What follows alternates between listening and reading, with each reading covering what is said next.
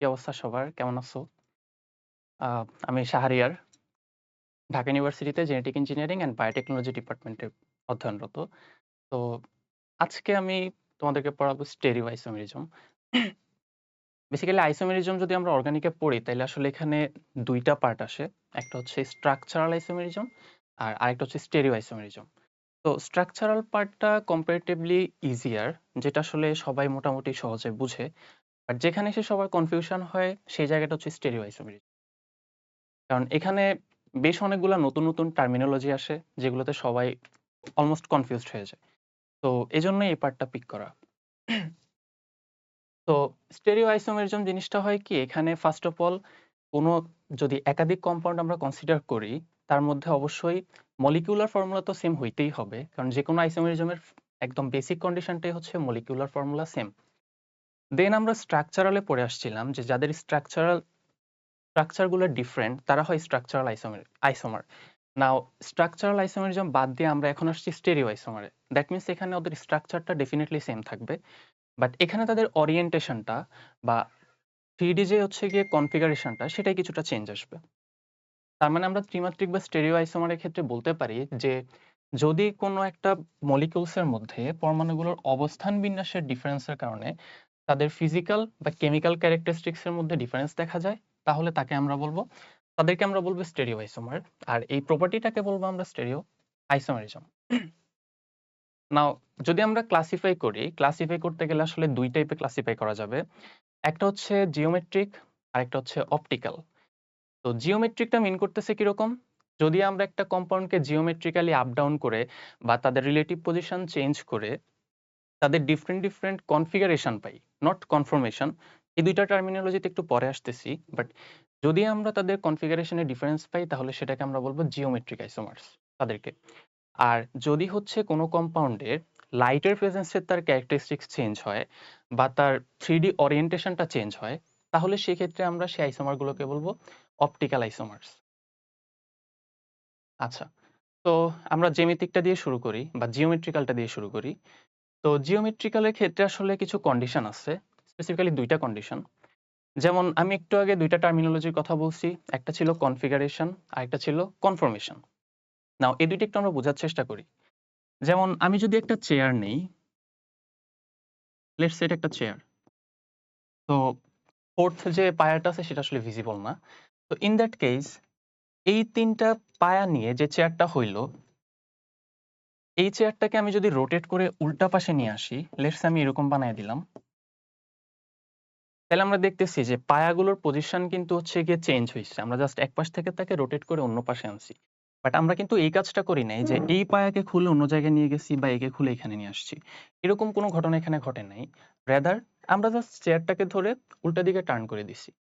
তো এখানে আসলে কনফিগারেশনে কোনো চেঞ্জ হয় নাই। মানে চেয়ারটা আমরা যেভাবে বানাইছিলাম, যেভাবে কনফিগার করছিলাম সেভাবেই আছে। জাস্ট হচ্ছে আমরা তার রিলেটিভ পজিশনটাকে চেঞ্জ করে দিছি বা রোটেট করে দিছি। তো এই যে ডিফারেন্ট ওরিয়েন্টেশন এ রাখা, যেটা আসলে তার কনফিগারেশন চেঞ্জ করে না, রাদার তাকে হচ্ছে রোটেট করার মাধ্যমে আমরা করছি। এই জিনিসটাকে আমরা বলি কনফরমেশন, নট কনফিগারেশন। এই কনফরমেশন বোঝাটা এই ক্ষেত্রে ইম্পর্টেন্ট। আচ্ছা, আর কনফিগারেশন চেঞ্জটা কখন হইতো?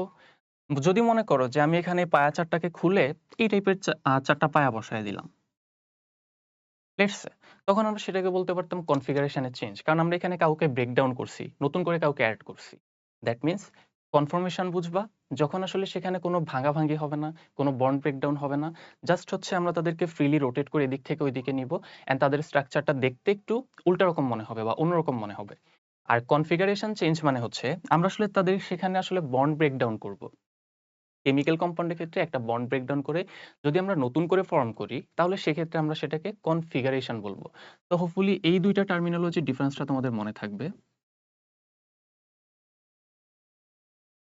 বিকজ এই ২ টা জিনিস আসলে আমাদের স্টেরিওকেমিস্ট্রি পড়ার ক্ষেত্রে অনেক বেশি ইম্পোর্টেন্ট। আচ্ছা, এবার আমরা একটু জিওমেট্রিক আইসোমারের কন্ডিশনগুলোতে আসি। ফার্স্ট কন্ডিশনটা হচ্ছে এখানে কার্বন মুক্ত ঘূর্ণন সম্ভব নয়। না, মুক্ত ঘূর্ণন জিনিসটা কি বা কিভাবে আসলে পসিবল? লেটস সে আমাদের কাছে একটা কার্বন অ্যাটম আছে অ্যান্ড সে আসলে যদি আরেকটা কার্বন অ্যাটমের সাথে সিগমা বন্ড করে, এই সিগমা বন্ডটা অবশ্যই p অরবিটাল দিয়ে হবে। তো এই p অরবিটাল দিয়ে যখন একটা বন্ড ফর্ম করলো, তখন দেখো মাঝখানে এই জায়গাটা অনেকটা সিলিন্ড্রিক্যাল, somewhat সিলিন্ড্রিক্যাল। এই সিলিন্ড্রিক্যাল পার্টটা আসলে তাকে ফ্লেক্সিবিলিটি দেয়। মানে হচ্ছে এই কার্বনটা চাইলে রোটেট করতে পারে, যদি আমি ওকে স্টেডি ধরে রাখি। তো যেহেতু সে ফ্রিলি রোটেট করতে পারবে, তার মানে এখানে লেটস সে আমি একটা ক্লোরিন নিলাম, এখানে একটা হাইড্রোজেন নিলাম। এন্ড আমি যদি তাদেরকে রোটেট করে দেই বা তারা আসলে ফ্লিপড হয়ে যাবে। তখন এই ক্লোরিনটা চলে আসবে হাইড্রোজেনের জায়গায়, আর হাইড্রোজেনটা চলে যাবে ক্লোরিনের জায়গায়। তো এইভাবে আসলে একটা যদি কোথাও সিগমা বন্ড থাকে, সেই সিগমা বন্ডের অ্যারাউন্ডে তাদের এই স্ট্রাকচারটা তাদেরকে ফ্রি রোটেশন করতে হেল্প করে। তো তার মানে হচ্ছে যেখানেই সিগমা বন্ড থাকবে সেখানেই প্রি রোটেশন পসিবল। এই টাইপের কনফর্মেশন পসিবল। সরি। আচ্ছা। তো কনফর্মেশনটা পসিবল সব সব হচ্ছে আমাদের সিগমা বন্ডের অ্যারাউন্ডে। এখন আমরা একটু চিন্তা করি যে যদি এখানে সিগমা বন্ড না হয়ে পাই বন্ড থাকতো বা ডাবল বন্ড হইতো, তাহলে আসলে কি ঘটনা ঘটতো? যেমন আমি যদি হচ্ছে সিগমা বন্ড কার্বন আগে নেই এন্ড দেন একটা পাই বন্ডের কথা কনসিডার করি। পাই বন্ড কিন্তু হচ্ছে পাশাপাশি ওভারল্যাপ। দ্যাট মিনস আমার ওই পি অরবিটালটা এরকম হবে, এখানে একটা পি অরবিটাল থাকবে এরকম। এন্ড দেন আমি কি করব? তাদেরকে পাশাপাশি ওভারল্যাপ করে কানেক্ট করব। তো ইন দ্যাট কেস তুমি যদি চিন্তা করো যে এই কার্বনটাকে তুমি রোটেট করাবা, দেখো এখন তুমি এটাকে রোটেট করাইতে গেলে কি সমস্যা হবে? এই সিগমা বন্ডটার অ্যারাউন্ডে যদি তুমি রোটেট করাইতে যাও, তাহলে আসলে এই বন্ডটা ব্রেক হয়ে যাবে। কারণ তুমি একটা টার্ন নিবা, টার্ন নিতে গেলে উপরেরটাকে নিচে যেতে হবে, নিচেরটাকে উপরে যেতে হবে। বাট তুমি তো একে স্টেডি রাখছো, তাই না? ওকে তো তুমি জায়গায় ফিক্সড রাখছো, ওকে তো ঘুরাও নাই। That means in that case আসলে ফ্রি রোটেশনটা পসিবল না। কেন? কারণ এই যে সিগমা বন্ড ঘুরতে পারতো, ফাইন। বাট পাই বন্ডটাকে ঘুরাইতে গেলে তো সে ব্রেকডাউন হয়ে যাচ্ছে। তার মানে ডাবল বন্ডের ক্ষেত্রে আসলে কখনো তুমি ফ্রি রোটেশন পাবা না। দ্যাট মিনস যদি তুমি কখনো কার্বন কার্বনের এই মুক্ত ঘূর্ণনটা বন্ধ করতে চাও, তাহলে তোমার আসলে একটা কার্বন কার্বন ডাবল বন্ড লাগবে। That's it. তো কার্বন কার্বন ডাবল বন্ড ছাড়া আসলে আর কি কি হইতে পারে যেখানে যেখানে হচ্ছে ফ্রি রোটেশনটা ব্লকড থাকবে? যেমন আমি যদি শুধু কার্বন কার্বনকে কনসিডার না করে আমি যদি নাইট্রোজেনকেও কনসিডার করতাম, let's say nitrogen double bond nitrogen আছে, এখানেও তো ফ্রি রোটেশনটা ব্লকড হয়ে যাবে। কারণ কি? নাইট্রোজেনের ক্ষেত্রেও তো অ্যাকচুয়ালি ফার্স্টে নাইট্রোজেন নাইট্রোজেন সিগমা বন্ড হবে, তারপর একটা পাই বন্ড হবে। আমি যদি সিগমা বন্ডের অ্যারাউন্ডে রোটেশন দিতে যাই, তাহলে আসলে পাই বন্ডটাকে উপরে নিচে ব্রেকডাউন করতে হবে। দ্যাট মিনস এখানেও ফ্রি রোটেশনটা ব্লকড। তার মানে nitrogen double bond nitrogen or even carbon double bond nitrogen or carbon double bond carbon, এই টাইপের যত কম্পাউন্ড আছে সবগুলাই আসলে ফ্রি রোটেশনকে ব্লক করে দেয়। তার মানে এই টাইপের কম্পাউন্ডের ক্ষেত্রে আসলে আমরা জিওমেট্রিক্যাল আইসোমার পাবো। আচ্ছা, তো এর বাইরে আসলে আর কি কম্পাউন্ড পসিবল যেগুলোর ক্ষেত্রে ফ্রি রোটেশন ব্লকড থাকে? যেমন আমি যদি একটা সাইক্লিক কম্পাউন্ডকে কনসিডার করি, লেটস সে সাইক্লিক কম্পাউন্ডটা হচ্ছে আম CH2 CH2 CH2 এরকম একটা সাইক্লিক কম্পাউন্ডকে কনসিডার করলাম। নাও ইন দ্যাট কেস তুমি যদি চিন্তা করো যে ভাইয়া এখানে তো সিগমা বন্ড, সো এখানে তো ফ্রি রোটেশন পসিবল। বাট দেখো, তুমি যখন এই কার্বনটার ফ্রি রোটেশন কনসিডার করবা, তখন আসলে তোমার এই কার্বনটাকে স্টেডি রাখতে হচ্ছে, একে স্টেডি রাখতে হচ্ছে। বাট তুমি যখন একটা সিগমা বন্ডের অ্যারাউন্ডে রোটেশন দিতে চাচ্ছ, তখন কিন্তু ওই পাশের বন্ডটাকেও রোটেট করতে হবে। কিন্তু এটা তো পসিবল না, কারণ বাকি দুজন তো তাদের পজিশন স্টেডি অবস্থায় আছে। তো তুমি যদি রোটেট করতে যাও, তাহলে এই বন্ডটাকে ব্রেকডাউন করে ফেলতে হবে। Extremely sorry. আচ্ছা, তো এই বন্ডটাকে আসলে ব্রেকডাউন করে ফেলতে হবে। কি হচ্ছে? আচ্ছা, সরি। ওকে। তো তার মানে হচ্ছে গিয়ে যদি কখনো আমরা সাইক্লিক কম্পাউন্ড পাই, সেই ক্ষেত্রে আসলে ফ্রি রোটেশনটা ব্লকড হয়ে যায়। ইন দ্যাট কেস কিন্তু আমাদের ডাবল বন্ড লাগে নাই। বাট সাইক্লিক কম্পাউন্ডের ক্ষেত্রেও তাহলে ফ্রি রোটেশনটা ব্লকড থাকবে। তার মানে আমরা হচ্ছে পাই বন্ড এবং সাইক্লিক কম্পাউন্ড, পাই বন্ড এবং সাইক্লিক বা চাক্রিক যৌগ, এই ২ টা ক্ষেত্রে আমরা আসলে ফ্রি রোটেশনটা ব্লকড পাবো। দ্যাট মিনস এই ২ টার ক্ষেত্রে আসলে আমরা চাইলে জ্যামিতিক সমতা কনসিডার করতে পারি। বাট সাইক্লিক কম্পাউন্ডের ক্ষেত্রে আসলে আমাদের পড়াশোনা এভাবে হয় না। আমরা জাস্ট পাই বন্ডটা নিয়ে ডিল করব। আর সেকেন্ড আরেকটা জিনিস হচ্ছে কার্বনের ২ হাতে দুটো ডিফারেন্ট জিনিস থাকা লাগবে। এর মানে কি? আমি একটু ক্লিন করি কারণ এই পার্টটা আসলে এতটা তোমাদের লাগতেছে না। আমি ইম্পোর্টেন্ট জায়গাটাতে একটু ফোকাস দেই। আচ্ছা, CH2 নাও কার্বনের ২ হাতে ২ টা ডিফারেন্ট জিনিস কেন লাগবে? লেটস সে আমি হচ্ছে কার্বন ডাবল বন্ড কার্বন নিলাম। তাহলে এই ২ টা হাত ফ্রি আছে, ওর ২ টা হাত ফ্রি আছে। এখন আমি যদি এই কার্বনের ২ টা হাতে লেটস সে হাইড্রোজেন নিলাম। আর ওই কার্বনের ২ টা হাতে মনে করো ডিফারেন্ট জিনিসই নিলাম। লেটস সে ফ্লোরিন নিলাম, ক্লোরিন নিলাম। এখন এখানে কিন্তু অলরেডি ফার্স্ট কন্ডিশনটা মানছে। মানে হচ্ছে গিয়ে আমাদের carbon carbon free rotation blocked আছে। তো দ্যাটস ফাইন, ১ মানে। বাট আমরা যদি ২ নাম্বার কন্ডিশনে আসি, সেখানে বলতেছে যে কার্বনের ২ হাতে ২ টি ডিফারেন্ট জিনিস থাকা লাগবে। বাট এখানে তো ২ টা জিনিস সেম। এখন সেম হইলে সমস্যাটা কি? সেম হইলে সমস্যাটা এটাই যে তুমি যদি আসলে এই গ্রুপটাকে খুলে উপরে নিয়ে যাও, তাহলে কি আল্টিমেটলি তাকে দেখতে কোনো ডিফারেন্ট কিছু মনে হয়? আগেও কার্বনের উপরে ছিল হাইড্রোজেন, নিচে ছিল হাইড্রোজেন। তুমি যদি তাদেরকে ফ্লিপ করে উপরেরটাকে খুলে নিচে নিয়ে আসো, নিচেরটাকে খুলে উপরে নিয়ে যাও, তার মানে তুমি আইসোমার বানানোর চেষ্টা করতেছো। স্টিল তাদের তো দেখতে একই রকমই লাগতেছে। কোনো চেঞ্জ আছে? নাই। তো যদি কোনো চেঞ্জ নাই থাকে, তাহলে তো তারা আইসোমার হইল না। তো এজন্যই আসলে তাদের ২ হাতে ২ টা ডিফারেন্ট জিনিস থাকা লাগবে, যাতে তুমি তাদেরকে খুলে এক জায়গা থেকে আরেক জায়গায় নিলে বুঝা যায়, ডিফারেন্সটা ভিজিবল হয়। ঠিক আছে? তো এজন্য ২ হাতে ২ টা ডিফারেন্ট জিনিস থাকা মাস্ট। তার মানে ধরো এরকম হইতে পারে, কার্বন ডাবল বন্ড কার্বন আমাদের হইতে পারে এরকম যে এখানে A আছে, এখানে B আছে, এখানেও AB আছে। এটা একটা পসিবল কম্বিনেশন। অর আরেকটা জিনিস হইতে পারে কি, যে এখানে A আছে, এখানে B আছে, এখানে ধরো অন্য একটা জিনিস। আচ্ছা, B আছে আরেকটা D আছে। তার মানে এখানে আসলে আমি নিতে পারি এরকম আরেকটা carbon double bond carbon. Let's say A আছে, B আছে। আমি ধরো এখানে বললাম B আছে আর D আছে। তো একটা কার্বনে যে ২ টা গ্রুপ আছে, আরেকটা কার্বনে তার একটা গ্রুপ কমন, বাকি আরেকটা গ্রুপ নিউ। তো ইন দ্যাট কেস আসলে পসিবল, আমরা চাইলে আইসোমার ফর্ম করতে পারবো। আরেকটা পসিবল কম্বিনেশন হচ্ছে যদি ৪ টা গ্রুপে ডিফারেন্ট হয়। মানে এই ২ টা কার্বনের যে ৪ টা গ্রুপ আছে, let's say A, B, C, D বা A, B, D, E লিখি। C যেহেতু অলরেডি আছে। তো এই ৪ টা গ্রুপও আসলে ডিফারেন্ট হওয়া পসিবল অ্যান্ড তখনও আমরা আসলে আইসোমার পাবো। তো এই ২ টাই হচ্ছে কন্ডিশন। একটু রিপিট করে দেই, আরেকবার সামারি করে বলি। ফার্স্ট অফ অল আমাদের হচ্ছে ফ্রি রোটেশন থাকা যাবে না। ফ্রি রোটেশনটা হওয়া পসিবল কোথায়? যখন কার্বন কার্বন সিগমা বন্ড থাকে। আর থাকে না কোথায়? যখন ডাবল বন্ড থাকে। কেন? কারণ ডাবল বন্ডের অ্যারাউন্ডে যদি আমরা ফ্রি রোটেট করতে যাই, তাহলে পাই বন্ডটা ব্রেকডাউন করতে হয়। এটা ছিল ফার্স্ট কেস। সেকেন্ড কেস ছিল কার্বনের ২ টা হাতে ২ টা ডিফারেন্ট জিনিস থাকা লাগবে। কেন লাগবে? কারণ কার্বনের যদি ২ হাতে একই জিনিস থাকে, তাহলে আমরা তাদের রিলেটিভ পজিশনকে চেঞ্জ করলেও মনে হবে যে কম্পাউন্ডটা আসলে একই। তো আমরা তাদেরকে আলাদা করতে পারব না। আচ্ছা, সামনে আগাই। ওকে, এবার আমরা জিওমেট্রিক্যাল আইসোমেরিজমের আসলে ক্লাসিফিকেশন আসতেছি।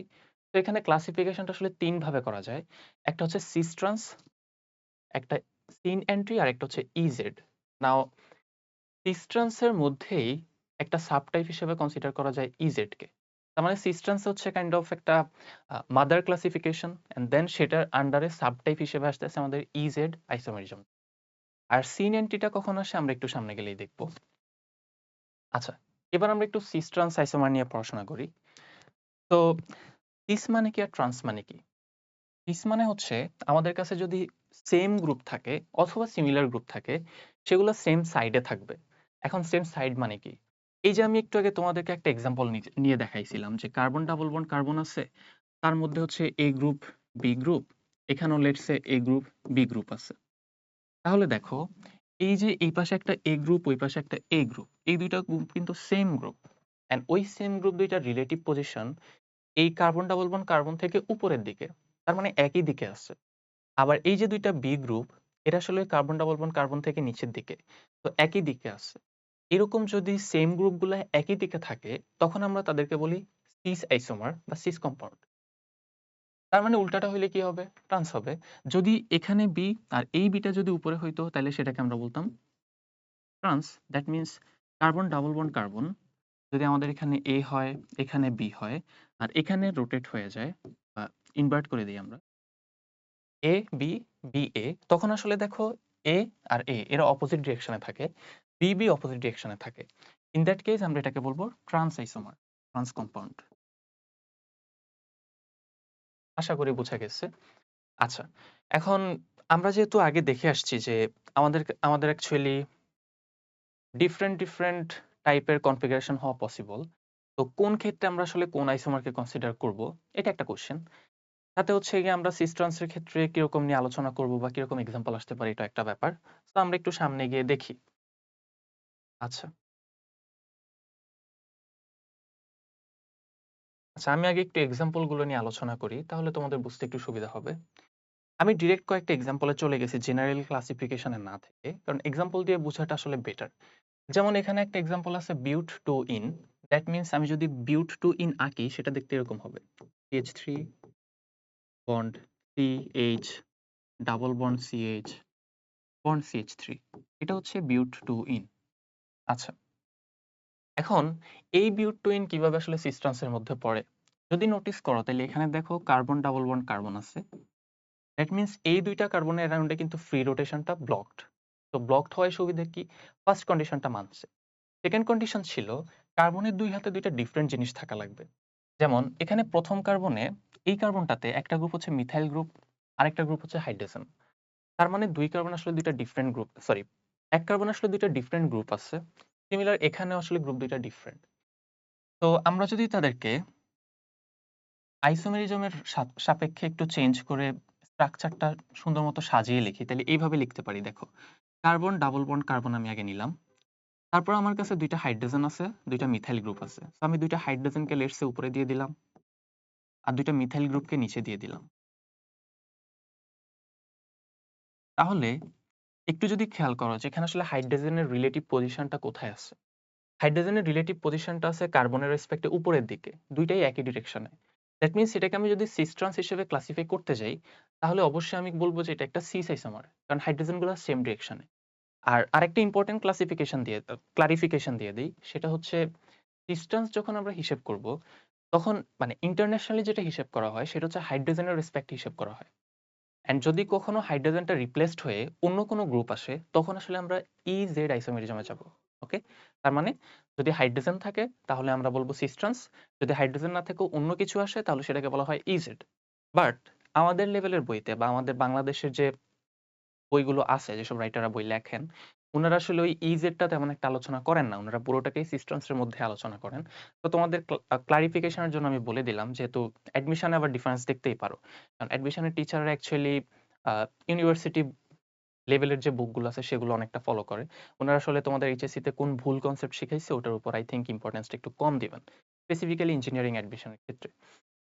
আচ্ছা, তো আমরা ক্লাসিফিকেশন হিসাবে তাইলে এটাকে বলতে পারি সিস বিউট টু ইন, যেহেতু এটাতে সেম সাইডগুলো সেম সাইডে আছে, এটা হবে সিস বিউট টু ইন। তেমনি আমরা যদি উল্টাটা কনসিডার করতাম, যে আমরা সিম গ্রুপগুলোকে বা দুইটা হাইড্রোজেনকে অপোজিট ডিরেকশনে দিয়ে দিতাম, আর বাকি CH3 গ্রুপ দুইটাও তাহলে অপোজিট ডিরেকশনে হয়ে যায়, তাহলে এটাকে আমরা বলবো ট্রান্স বিউট টু ইন।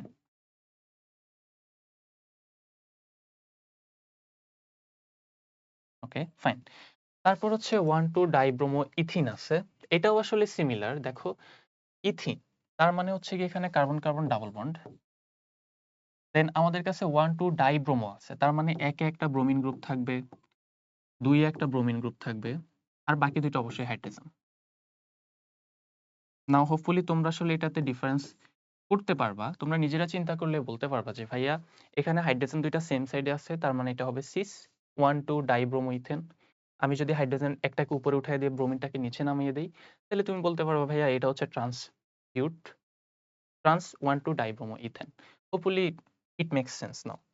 আমরা সামনের এক্সাম্পলটা দেখি।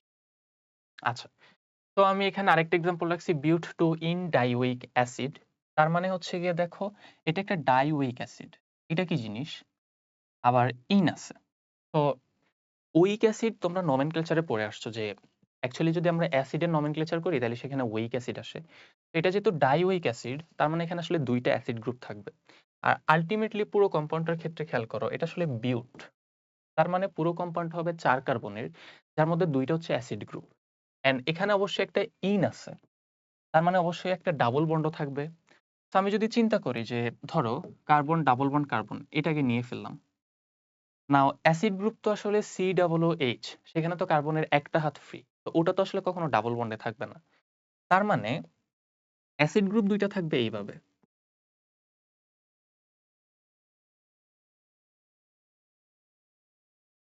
তাহলে আমাদের এখন বিউট হওয়ার জন্য আর একটা জিনিস বাকি, সেটা হচ্ছে এই ২ কার্বনের ৪ হাত ফিল আপ করা। তার জন্য আমরা কি করব? আমরা আসলে ২ টা হাইড্রোজেন দিয়ে দিব। সো ধরো এদিকে একটা হাইড্রোজেন আর ওই পাশে আরেকটা হাইড্রোজেন। তাহলেই হয়ে যাচ্ছে। তো একটা হাইড্রোজেন এখানে, আরেকটা হাইড্রোজেন এইখানে। এখন এইটা কিভাবে আসলে সিস ট্রান্স এর মধ্যে পড়ে? তোমরা খেয়াল করলেই দেখবা যে আমি যদি COOH গ্রুপটাকে একটু নিচে নামিয়ে দেই, তাহলে আসলে ডিফারেন্সটা বোঝা যায় যে ঘটনা আসলে কি হইছে। তো আমি একবারে দিয়ে দেই। আচ্ছা। তো এইদিকে আমি দিলাম HOOC আর এইদিকে দিলাম COOH। নাও এটা দেখেই বোঝা যাচ্ছে যে এই কম্পাউন্ডটা আল্টিমেটলি একটা সিস কম্পাউন্ড। কারণ কি? হাইড্রোজেন ২ টা আমি সেম সাইডে নিছি। তো এটা তাহলে হবে সিস বিউট 2 ইন ডাইউইক অ্যাসিড। আর আমি যদি এটা ট্রান্সটাও নেই, আমি এটা নিচ্ছি একটা কারণ আছে। ট্রান্সটাও নিলে এরকম হবে দেখো। একটা হাইড্রোজেনকে আমি উপরে নিব, তাহলে এখানে অ্যাসিড গ্রুপটা থাকবে। আর এইদিকে অ্যাসিড গ্রুপটা থাকবে নিচে, হাইড্রোজেনটা আসবে নিচে। আচ্ছা, তো কেন এই ২ টা নিলাম? দেখো, ফার্স্ট অফ অল এটা হচ্ছে সিস কম্পাউন্ড অ্যান্ড এটার নাম হচ্ছে ম্যালিক অ্যাসিড।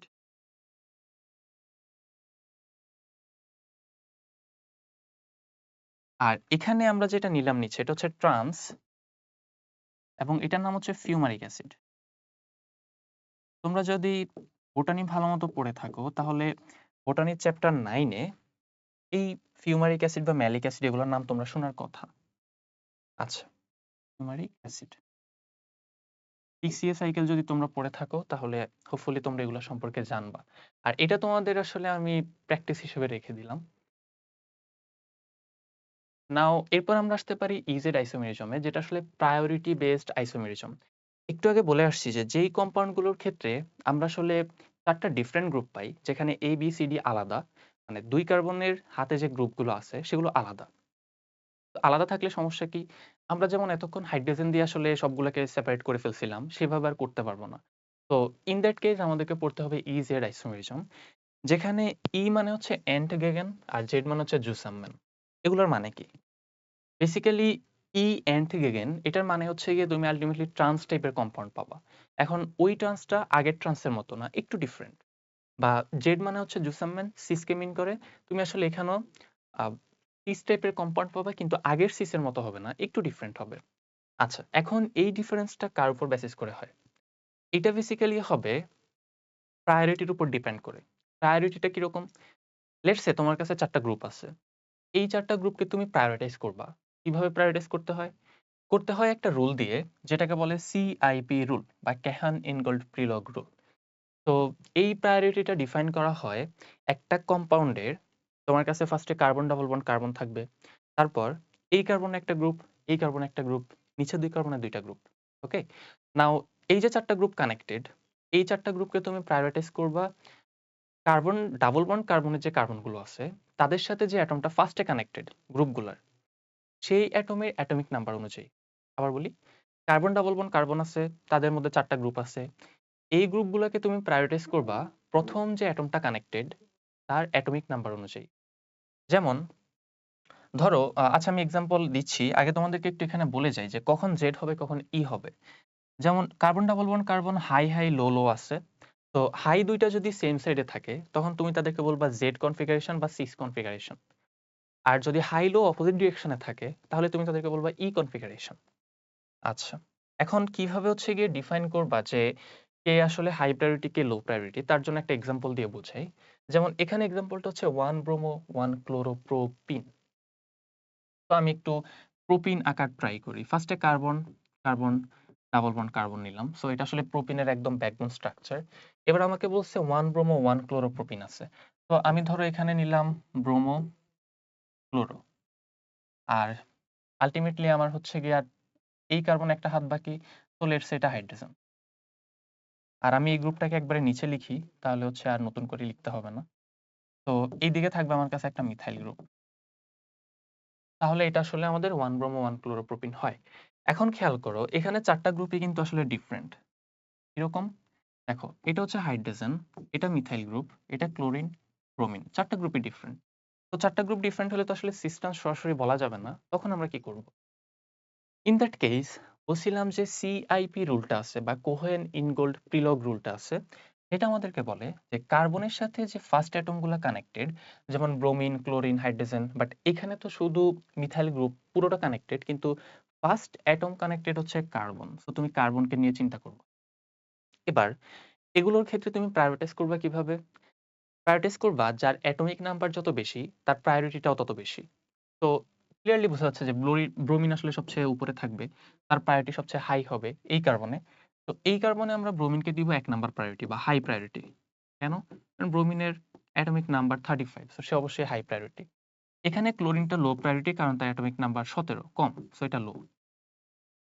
তেমনি তুমি এখানে দেখতেছো হাইড্রোজেনের চেয়ে ছোট কেউ হয় না, দ্যাট মিনস হাইড্রোজেনই এখানে লো হবে।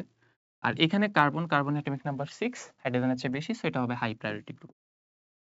এইভাবে আমরা আসলে হাই লো প্রায়োরিটি ডিফাইন করি। দেন প্রায়োরিটি ডিফাইন করার পরে তুমি দেখবা যে হাই গুলা কি একই পাশে থাকে নাকি অপোজিট পাশে থাকে। তার উপর বেসিস করে তুমি আসলে তাদেরকে ই অথবা জেড বলবা। এখন এখানে আমরা দেখতেছি যে হাই ২ টা আসলে অপোজিট ডিরেকশনে আছে। তো আমরা একটু আগেই বলে আসছি যে হাই গুলা যদি অপোজিট ডিরেকশনে থাকে তাহলে কনফিগারেশন হবে ই কনফিগারেশন। দ্যাট মিনস এই কম্পাউন্ডটার কনফিগারেশন হবে ই। তো এটা হবে E1 ব্রোমো 1 ক্লোরোপ্রোপিন। আশা করি বুঝা গেছে। অ্যান্ড অ্যাডমিশনের জন্য আসলে এই জিনিসগুলো ইম্পোর্টেন্ট। একাডেমিকে হয়তোবা তেমন একটা সিগনিফিক্যান্ট না। কারণ একাডেমিক আসলে আমাদের সিস্টেমস এর বাইরে তেমন একটা যায় না। তো তোমরা অ্যাডমিশনের জন্য আসলে এখন থেকে একটু পড়াশোনা করে রাখতে পারো গ্র্যাজুয়ালি। আচ্ছা, ইজেড এর একটা এক্সাম্পল দিয়ে বুঝাইলাম। এবার আমরা আসি হচ্ছে সিন-এন-টি তে। সিন-এন-টি কি? সিন-এন-টি আমরা হিসেব করব যখন আসলে আমাদের কাছে দ্বিবন্ধনযুক্ত নাইট্রোজেন গঠিত যৌগ থাকবে। তো দ্বিবন্ধনযুক্ত নাইট্রোজেন গঠিত যৌগ আসলে কোনগুলো? এই যেমন ধরো অক্সাইম হইতে পারে। অক্সাইমটা কিরকম? কার্বনের সাথে নাইট্রোজেনের একটা ডাবল বন্ড থাকবে। অ্যান্ড নাইট্রোজেনের সাথে একটা OH গ্রুপ কানেক্টেড থাকবে। তোমরা যদি স্ট্রাকচারাল আইসোমেরিজমে টটোমারিজমটা ভালোমতো পড়ো, তাহলে সেখানে নাইট্রোসো এবং অক্সাইম এই টাইপের একটা টটোমারিজম দেখার কথা। সো হোপফুলি এই কম্পাউন্ডটা তোমাদের কাছে আগে থেকেই পরিচিত। দেন আসতে পারে অ্যাজো কম্পাউন্ডস। তো অ্যাজো কম্পাউন্ড কারা? যাদের ক্ষেত্রে নাইট্রোজেন ডাবল বন্ড নাইট্রোজেন থাকে, এই কম্পাউন্ডগুলোকে আমরা বলবো অ্যাজো কম্পাউন্ড। তার মানে যেখানে আসলে নাইট্রোজেন প্রেজেন্ট আছে সামহাউ, একটা ডাবল বন্ড কার্বনের সাথে নাইট্রোজেন হইতে পারে, নাইট্রোজেনের সাথে নাইট্রোজেন হইতে পারে। ইন দ্যাট কেস আমরা আসলে সেগুলোকে সিন-অ্যান্টি আইসোমেরিজমের মধ্যে ফেলবো। নাও কিভাবে আসলে এগুলা করা হয়? উপরের লাইনটা যদি তোমরা খেয়াল করো, এখানে বলা আছে নাইট্রোজেনের যে লোন পেয়ারটা আছে সেটাকে আমরা একটা গ্রুপ হিসেবে কনসিডার করব। অ্যান্ড সেটা হবে 0 অ্যাটমিক মাসের, সরি এখানে মলিকিউলার লেখা, এটা অ্যাটমিক হবে। আমরা 0 অ্যাটমিক মাসের একটা গ্রুপ হিসেবে তাকে কনসিডার করব। কনসিডার করলে কি হবে? দেখো, আমি যদি একটা আচ্ছা একটা এক্সাম্পল নিয়েই তোমাদেরকে বলি। যেমন এখানে একটা এক্সাম্পল হিসেবে অ্যাজোমিথেন নেয়া আছে। এটা দেখলে আসলে তোমরা ভালোমতো বুঝে যাবা। তো অ্যাজোমিথেনটার স্ট্রাকচারটা আমি যদি লেখার চেষ্টা করি, দেখো, লেটস সে আমি এখানে মিথাইল গ্রুপটাকে এইদিকে দিলাম। অ্যান্ড ওখানে মিথাইল গ্রুপটাকে উপরের দিকে দিলাম। নাও স্টিল এখানে কিন্তু আইসোমেরিজমটা দেখে ভিজিবল মনে হচ্ছে না। কারণ নাইট্রোজেনের হাত তো একটাই। যেহেতু সে ডাবল বন্ড করেই ফেলছে, তাহলে তো তার আর একটা হাত ফ্রি। তো এই একটা হাতে একটা গ্রুপ রেখে তো আসলে আইসোমেরিজম করা পসিবল না, বা ডিফারেন্ট স্ট্রাকচার পাওয়া পসিবল না, বা ওরিয়েন্টেশন পাওয়া পসিবল না। তো আমরা এখানে কি করি? নাইট্রোজেনের যে লোন পেয়ারটা আছে সেটাকে কনসিডার করি, এবং সেটাকে একটা 0 অ্যাটমিক মাসের গ্রুপ হিসেবে কনসিডার করলে তার পজিশনের উপর ডিপেন্ড করে আসলে আমরা তাকে সিন-এন-টি তে ক্লাসিফাই করতে পারি। যেমন অ্যাজোমিথেনের ক্ষেত্রে লোন পেয়ার ২ টার পজিশনটা একটু নোটিস করো তো। লোন পেয়ার ২ টা কি অপোজিট ডিরেকশনে না? বা এই যে আমাদের ২ টা মিথাইল গ্রুপ, তারা অপোজিট ডিরেকশনে। যেহেতু তারা অপোজিট ডিরেকশনে আছে, that actually gives you the hint to relate with cis trans অথবা ইজেড, ওগুলোর সাথে রিলেট করা যায়। কারণ তোমরা সিস ট্রান্স অলরেডি পড়ে আসছো যে যদি গ্রুপগুলা সেম গ্রুপগুলা বা সিমিলার টাইপের গ্রুপগুলা অপোজিট ডিরেকশনে থাকে, তাহলে তারা ট্রান্স হয়। এখানে ট্রান্সকে রিপ্রেজেন্ট করে হচ্ছে অ্যান্টি, আর সিসকে রিপ্রেজেন্ট করে সিন। তো আমি একটু লিখে রাখি যাতে তোমাদের কনফিউশন না হয়। সিন বুঝাবে সিসকে, আর অ্যান্টি বুঝাবে ট্রান্সকে। আচ্ছা, তার মানে আমি এখন এই কম্পাউন্ডের ক্ষেত্রে কি কমেন্ট করতে পারি? আমি বলতে পারি যে যেহেতু এখানে সেম গ্রুপগুলো অপোজিট ডিরেকশনে, অর ইভেন লোন পেয়ারগুলো অপোজিট ডিরেকশনে, তাই এটা হবে একটা অ্যান্টি কম্পাউন্ড বা অ্যান্টি অ্যাজোমিথেন। তাহলে সিসটা কিরকম হবে? জাস্ট যদি হচ্ছে কি আমাদের লোন পেয়ার ২ টা সেম সাইডে থাকতো, অ্যান্ড মিথাইল গ্রুপগুলো সেম সাইডে থাকতো, তাহলে আমরা তাকে বলতাম তিন কম্পাউন্ড। হোপফুলি বোঝা গেছে। ওকে, তো আমরা নেক্সটে প্রসিড করি। এই পর্যন্ত আমরা যেটুক পড়লাম সেটা ছিল আমাদের জিওমেট্রিক্যাল আইসোমেরিজম। তো জিওমেট্রিক্যাল আইসোমেরিজম পরে এবার আমরা আসলাম অপটিক্যাল আইসোমেরিজমে, যেটাতে আসলে কনফিউশনটা সবার সবচেয়ে বেশি হয়। কারণ জিওমেট্রিক্যালে আসলে ৩ টা জিনিস, তো খুব বেশি জিনিস না, জাস্ট ডিসট্যান্স, ইজেড, সিনেনটি, ৩ টা জিনিস আসলে খুব বেশি কনফিউশন ক্রিয়েট করে না, সহজেই বোঝা যায়। কিন্তু অপটিক্যাল আইসোমেরিজমে আসলে নতুন নতুন টার্মিনোলজির সংখ্যা বেশি, এজন্য আসলে এখানে কনফিউশনটাও বেশি হয়। তো আমরা একটু ক্লিয়ার করার চেষ্টা করি। আচ্ছা, ফার্স্টে এখানে কন্ডিশনস লেখা আছে। জিওমেট্রিক্যাল আইসোমেরিজমে যেমন কন্ডিশন ছিল, এখানেও সেরকম কিছু কন্ডিশন থাকবে। যেমন first of all chiral carbon থাকা লাগবে। এখন কাইরাল কার্বন জিনিসটা আসলে কি সেটা নিয়ে একটু পরে আসি। আরেকটা কন্ডিশন আছে, compound must be optically active. তুমি চাচ্ছ অপটিক্যাল আইসোমার, মানে কি? মানে আলোর প্রেজেন্সে তুমি আইসোমার পাবা। এখন কোনো কম্পাউন্ড যদি অপটিক্যালি অ্যাক্টিভই না হয়, তাহলে আলো এসে কি তার কোনো স্ট্রাকচার চেঞ্জ করতে পারবে বা তার ওরিয়েন্টেশন চেঞ্জ করতে পারবে? ডেফিনিটলি না। তাই তার কেমিক্যাল প্রপার্টি অথবা তার 3D ওরিয়েন্টেশনটা চেঞ্জ যদি আলোর সাপেক্ষে না হয়, তাহলে সে আইসোমার দিবে না বা অপটিক্যাল আইসোমার দিবে না। ওকে, তো কাইরাল কার্বন কি এটা আমরা একটু বোঝার চেষ্টা করি। যদি কোনো একটা কার্বন আমাদের কাছে থাকে, যেই কার্বনের 4 টা গ্রুপ আসলে ডিফারেন্ট, লেটস সে ABCD 4 টা ডিফারেন্ট গ্রুপ তার কাছে কানেক্টেড 4 টা হাতে, তখন ওই কার্বনটাকে আমরা বলবো কাইরাল কার্বন। অ্যান্ড কাইরাল কার্বনগুলোই আসলে অপটিক্যালি অ্যাক্টিভ হয়। যদি ২ টা গ্রুপ সেম হয়, তাহলে আসলে সেগুলো অপটিক্যালি অ্যাক্টিভ হয় না। এখন তোমাদের প্রশ্ন হতে পারে, ভাইয়া কেন হয় না বা আমরা কিভাবে বুঝবো যে হয় না? এটা হয় না এইজন্য, দেখো, যদি আমি ২ টা গ্রুপকে সেম নিই, লেটস সে A, A, আর এখানে হচ্ছে B, C, আমি ২ টা আলাদা গ্রুপ নিলাম। এখন আমি যদি একটা লাইটকে এই দিক দিয়ে পাস করাইতে যাই, তাহলে দেখা যাবে যে ফার্স্ট গ্রুপটা লাইটটাকে যেটুকু চেঞ্জ করতেছে বা যেটুকু হচ্ছে গিয়ে তার ওরিয়েন্টেশনটা চেঞ্জ করতেছে, ডিরেকশনটা চেঞ্জ করতেছে, অপোজিট সাইডের গ্রুপটা আসলে তাকে ইনভার্টেড ডিরেকশনে ততটুকুই রোটেট করাবে। তো আল্টিমেটলি আসলে প্লাস মাইনাস হয়ে তোমার লাইটটার পজিশনের কোনো চেঞ্জ হবে না বা কম্পাউন্ডটার ওরিয়েন্টেশনেও কোনো চেঞ্জ আসবে না। আচ্ছা, এখন আমরা একটু সামনে প্রসিড করি। কাইরাল সেন্টারটা নিয়ে বলবো বলছিলাম। সো কাইরাল সেন্টার জিনিসটা অ্যাকচুয়ালি কি? তোমরা এতক্ষণ একটু আগে যেটা দেখে আসো সেখানে শুধু কাইরাল কার্বনের নাম বলা ছিল। বাট কাইরাল সেন্টার জিনিসটা অ্যাকচুয়ালি কি মিন করে?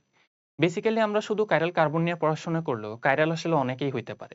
যেমন তুমি নাইট্রোজেন দিয়ে কাইরাল পাইতে পারো, তুমি ফসফরাস সালফার দিয়ে কাইরাল পাইতে পারো, অর ইভেন সিলিকন দিয়েও কাইরাল পাওয়া পসিবল। আমরা কার্বনের ক্ষেত্রে বলছিলাম যে কাইরাল কার্বন হইতে পারে কখন? যখন হচ্ছে আমাদের 4 টা গ্রুপ ডিফারেন্ট। এটা হচ্ছে কাইরাল কার্বন। অ্যান্ড সেটাকে আমরা একটা স্টার দিয়ে রিপ্রেজেন্ট করি। আচ্ছা, তারপর হইতে পারে কাইরাল নাইট্রোজেন। কিরকম? যেমন আমার কাছে একটা নাইট্রোজেন আছে। এখন বলতে পারো, ভাইয়া নাইট্রোজেন তো 4 টা হাতই নেই, 4 টা গ্রুপ কেমনে ডিফারেন্ট হবে? তো আমি ফার্স্টে তাহলে ৩ টা গ্রুপই নিই। লেটস সে এটা R1 একটা গ্রুপ, R2 আরেকটা গ্রুপ, R3 ৩ টা ডিফারেন্ট গ্রুপ নিলাম। এখন আরেকটা গ্রুপ কেমনে পাইতে পারি? তোমাদের জানা আছে যে নাইট্রোজেনের আসলে একটা লোন পেয়ার আছে। যে লোন পেয়ার দিয়ে সে আসলে আরেকটা গ্রুপকে ইনটেক করতে পারবে। অ্যান্ড যদি সে ইনটেক করে তাহলে সে আল্টিমেটলি একটা প্লাস চার্জে পরিণত হবে। তো এখানে আমি আরেকটা যদি R4 দিয়ে দিই, তাহলে সে আল্টিমেটলি একটা প্লাস চার্জ হয়ে গেল। এখন প্লাস চার্জ হওয়াটা আসলে কোনো দোষ না বা কোনো অসুবিধাও না।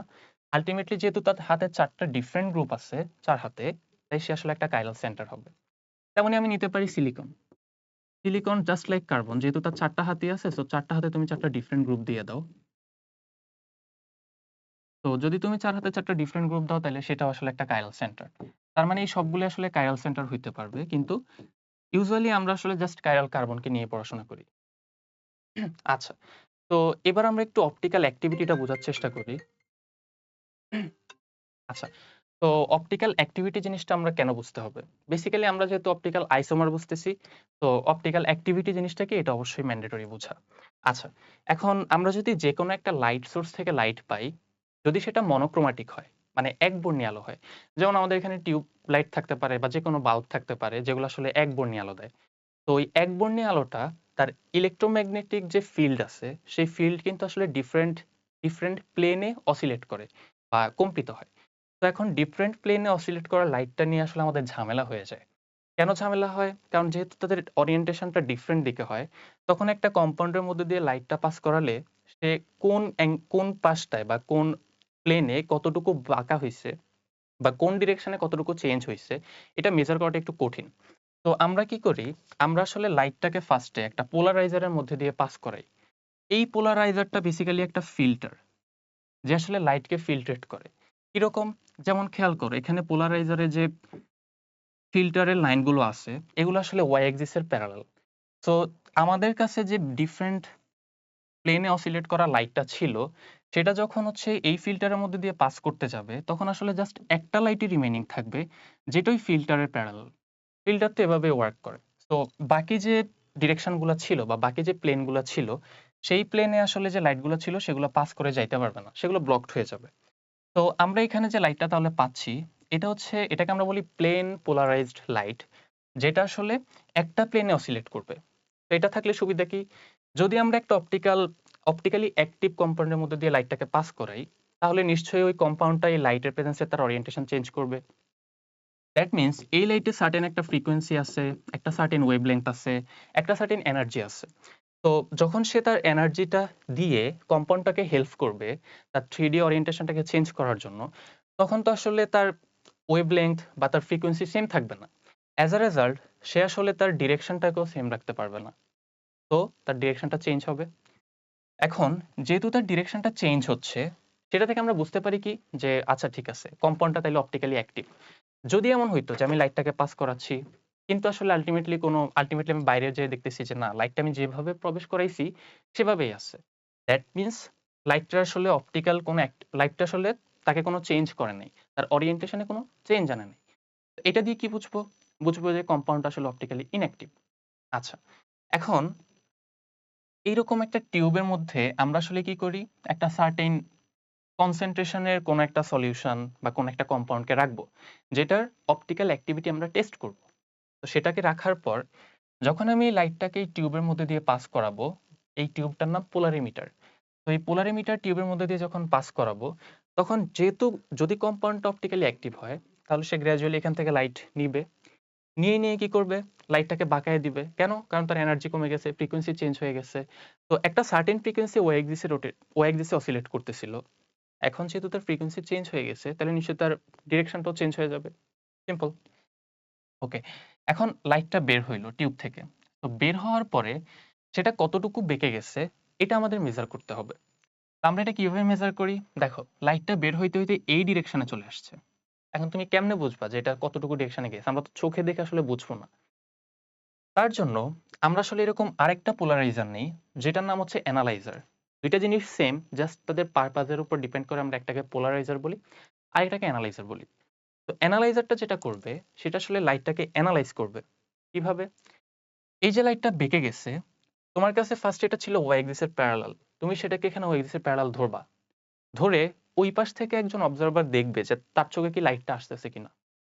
দেখো, এখন যেহেতু হচ্ছে গিয়ে ওয়াই অ্যাক্সিস এর প্যারালাল ছিল, লাইটটাও যদি ওয়াই অ্যাক্সিস এর প্যারালাল থাকে তাহলে সে প্যারালালি বাইরে চলে যাবে এন্ড অবজারভারের চোখে ভিজিবল হবে।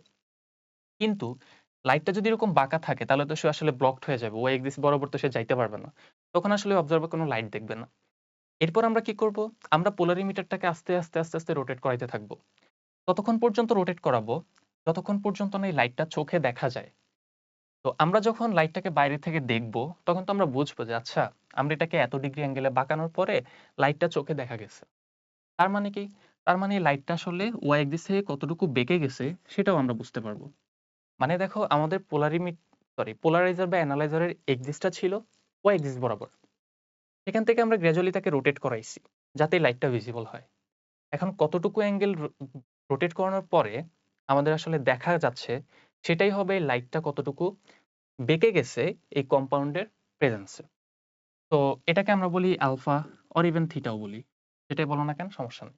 আলফা বলাটা অ্যাকচুয়ালি ঠিক না এই সেন্সে যে আলফাটা অ্যাকচুয়ালি একটা স্ট্যান্ডার্ড ভ্যালু যেটা আসলে তোমাকে যখন তুমি সার্টেন কিছু কন্ডিশন দিবা যেমন কনসেন্ট্রেশনটা হচ্ছে গিয়ে ফিক্সড বা per unit concentration, per unit length, এরকম ইউনিট লেংথ আর কনসেন্ট্রেশনের রেসপেক্টে আমরা আসলে আলফা পাই। তো এই জন্য জাস্ট যতটুকু রোটেশন হয়েছে যে কোনো কন্ডিশনে সেটাকে আমরা থিটা বলি। ওকে, বা তুমি এটাকে অবজার্ভ রোটেশনও বলতে পারো। যদি আলফা দিয়ে লেখা ঠিক না, থিটা দিয়ে লেখাটা বেটার। আচ্ছা, এই যে এখানে চলে আসছে হচ্ছে আপেক্ষিক আবর্তন আর আবর্তনের ডিফারেন্সটা। এতক্ষণ তুমি যে অ্যাঙ্গেলটা দেখে আসছো, এই যে একটা লাইট পাস করাইলা, পাস করানোর পরে সেটা আসলে বের হওয়ার পর কতটুকু বেঁকে গেছে সেটা মেজার করলা। এই মেজারমেন্টটা আসলে তোমার রোটেশন, কতটুকু রোটেট করছে লাইটকে। সো আমরা রোটেশন পাই কি তাহলে? এটা হচ্ছে জাস্ট অপটিক্যাল রোটেশন, যেটা আসলে থিটা। আমি থিটা দিয়ে লিখি। আচ্ছা, এখন এটা কি স্ট্যান্ডার্ড? না। ধরো তুমি কোনো একটা কম্পাউন্ড নিচ্ছ, যে কম্পাউন্ডে হচ্ছে গিয়ে ঝামেলা আছে, মানে কোনো ভেজাল আছে। ভেজাল থাকলে দেখা যাবে যে সেটা আসলে স্পেসিফাইড যে তোমার এক্সপেক্টেড রেজাল্ট সেটা দিতে পারে নাই, ডিফারেন্ট রেজাল্ট দিছে। বাট প্রত্যেকটা কম্পাউন্ড যদি আইডিয়াল হয় বা তার কনসেন্ট্রেশনটা লেংথটা যদি ফিক্সড থাকে, তাহলে নিশ্চয়ই আসলে তুমি একটা সার্টেন ভ্যালু পাওয়ার কথা বা তার খুব কাছাকাছি যাওয়ার কথা। এটাই তো আমাদেরকে বলে যে আইডিয়াল আর এক্সপেরিমেন্টালের ডিফারেন্স কি। তো এই যে তুমি অ্যাঙ্গেলটা পাবা এটা হচ্ছে এক্সপেরিমেন্টাল। আর একটা ভ্যালু আছে যেটা হচ্ছে আইডিয়াল, বা তুমি আইডিয়ালের কত কাছাকাছি যাইতে পারতেছো সেই মেজারমেন্টটা দিবে, যেটাকে আমরা বলি স্পেসিফিক রোটেশন। তো স্পেসিফিকটা অ্যাকচুয়ালি কি?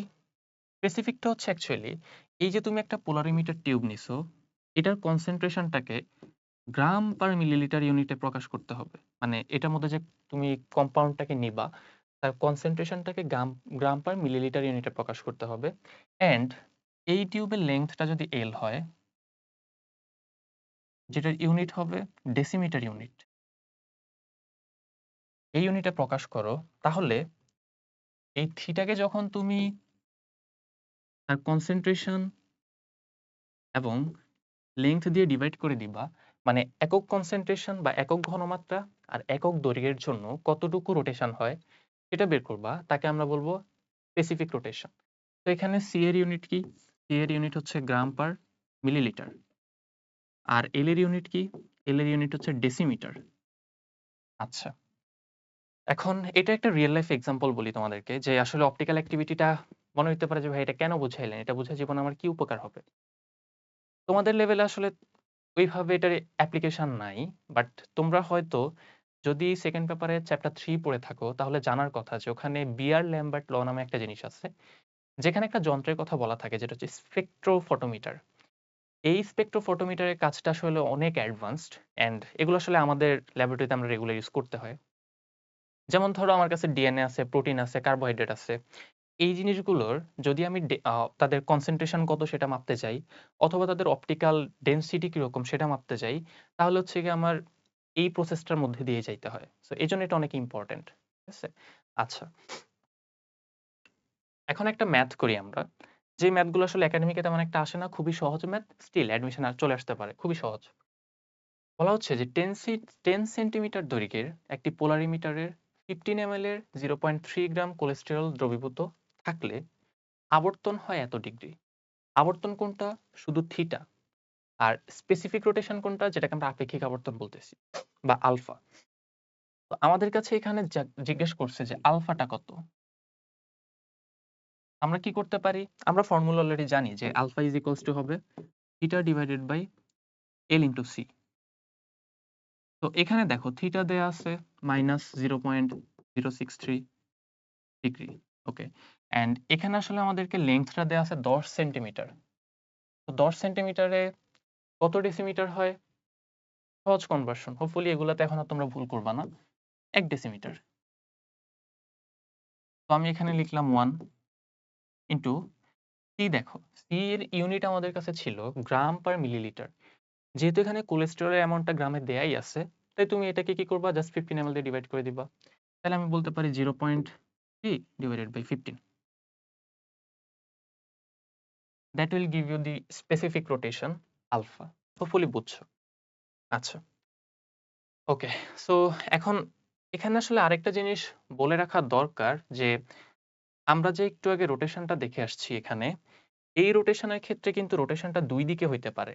দেখো, আমরা যে কম্পাউন্ডের মধ্যে দিয়ে লাইটটাকে পাস করলাম, এমনও তো হইতে পারতো যে আসলে কম্পাউন্ডটা এই ডিরেকশনে না বেঁকে উল্টা ডিরেকশনে বাঁকছে, মানে এই ডিরেকশনে বাঁকছে। এটাও তো হওয়া পসিবল, রাইট? এদিকেও তো হইতে পারতো। ধরো লেটস এদিকে যদি আমি প্লাস বলি, এদিকে মাইনাস বলবো। এখন 2 ডিরেকশনে হওয়া পসিবল। তার মানে কিছু, কিছু কম্পাউন্ড থাকবে যারা তাকে ক্লকওয়াইজ রোটেট করাবে লাইটটাকে। আবার কিছু, কিছু কম্পাউন্ড থাকবে যারা ওই লাইটটাকে অ্যান্টি ক্লকওয়াইজ রোটেট করাবে। এই যে clockwise rotation, anti clockwise rotation, যেটা আমরা এক্সপেরিমেন্টালি পাইছি, এটার উপর বেসিস করে আমরা কম্পাউন্ডগুলোকে 2টা ডিফারেন্ট নাম দিতে পারি। কিরকম? যদি যদি কোনো কম্পাউন্ডের মধ্যে দিয়ে লাইটকে পাস করানো হইলে সেটা কম্পাউন্ডটাকে আসলে লাইটটাকে আসলে ক্লকওয়াইজ রোটেট করায়। দেখো এটা ছিল আমাদের এক্সিস অফ রোটেশন, এখান থেকে থিটা অ্যাঙ্গেলে ক্লকওয়াইজ রোটেট করাইছে। তাহলে সেটাকে আমরা বলি ডেক্সট্রো রোটেটরি। ডেক্সট্রো রোটেটরি মানে হচ্ছে ডানে ঘুরায়। আর যদি হচ্ছে আমরা এমন কোনো কম্পাউন্ড পাই যেটা আসলে ওই অপটিক্যালি অ্যাক্টিভ কম্পাউন্ডটার মধ্যে দিয়ে লাইটটা যাওয়ার পর অ্যান্টি ক্লকওয়াইজ রোটেট করায়, তাহলে সেটাকে আমরা বলি লেবো রোটেটরি।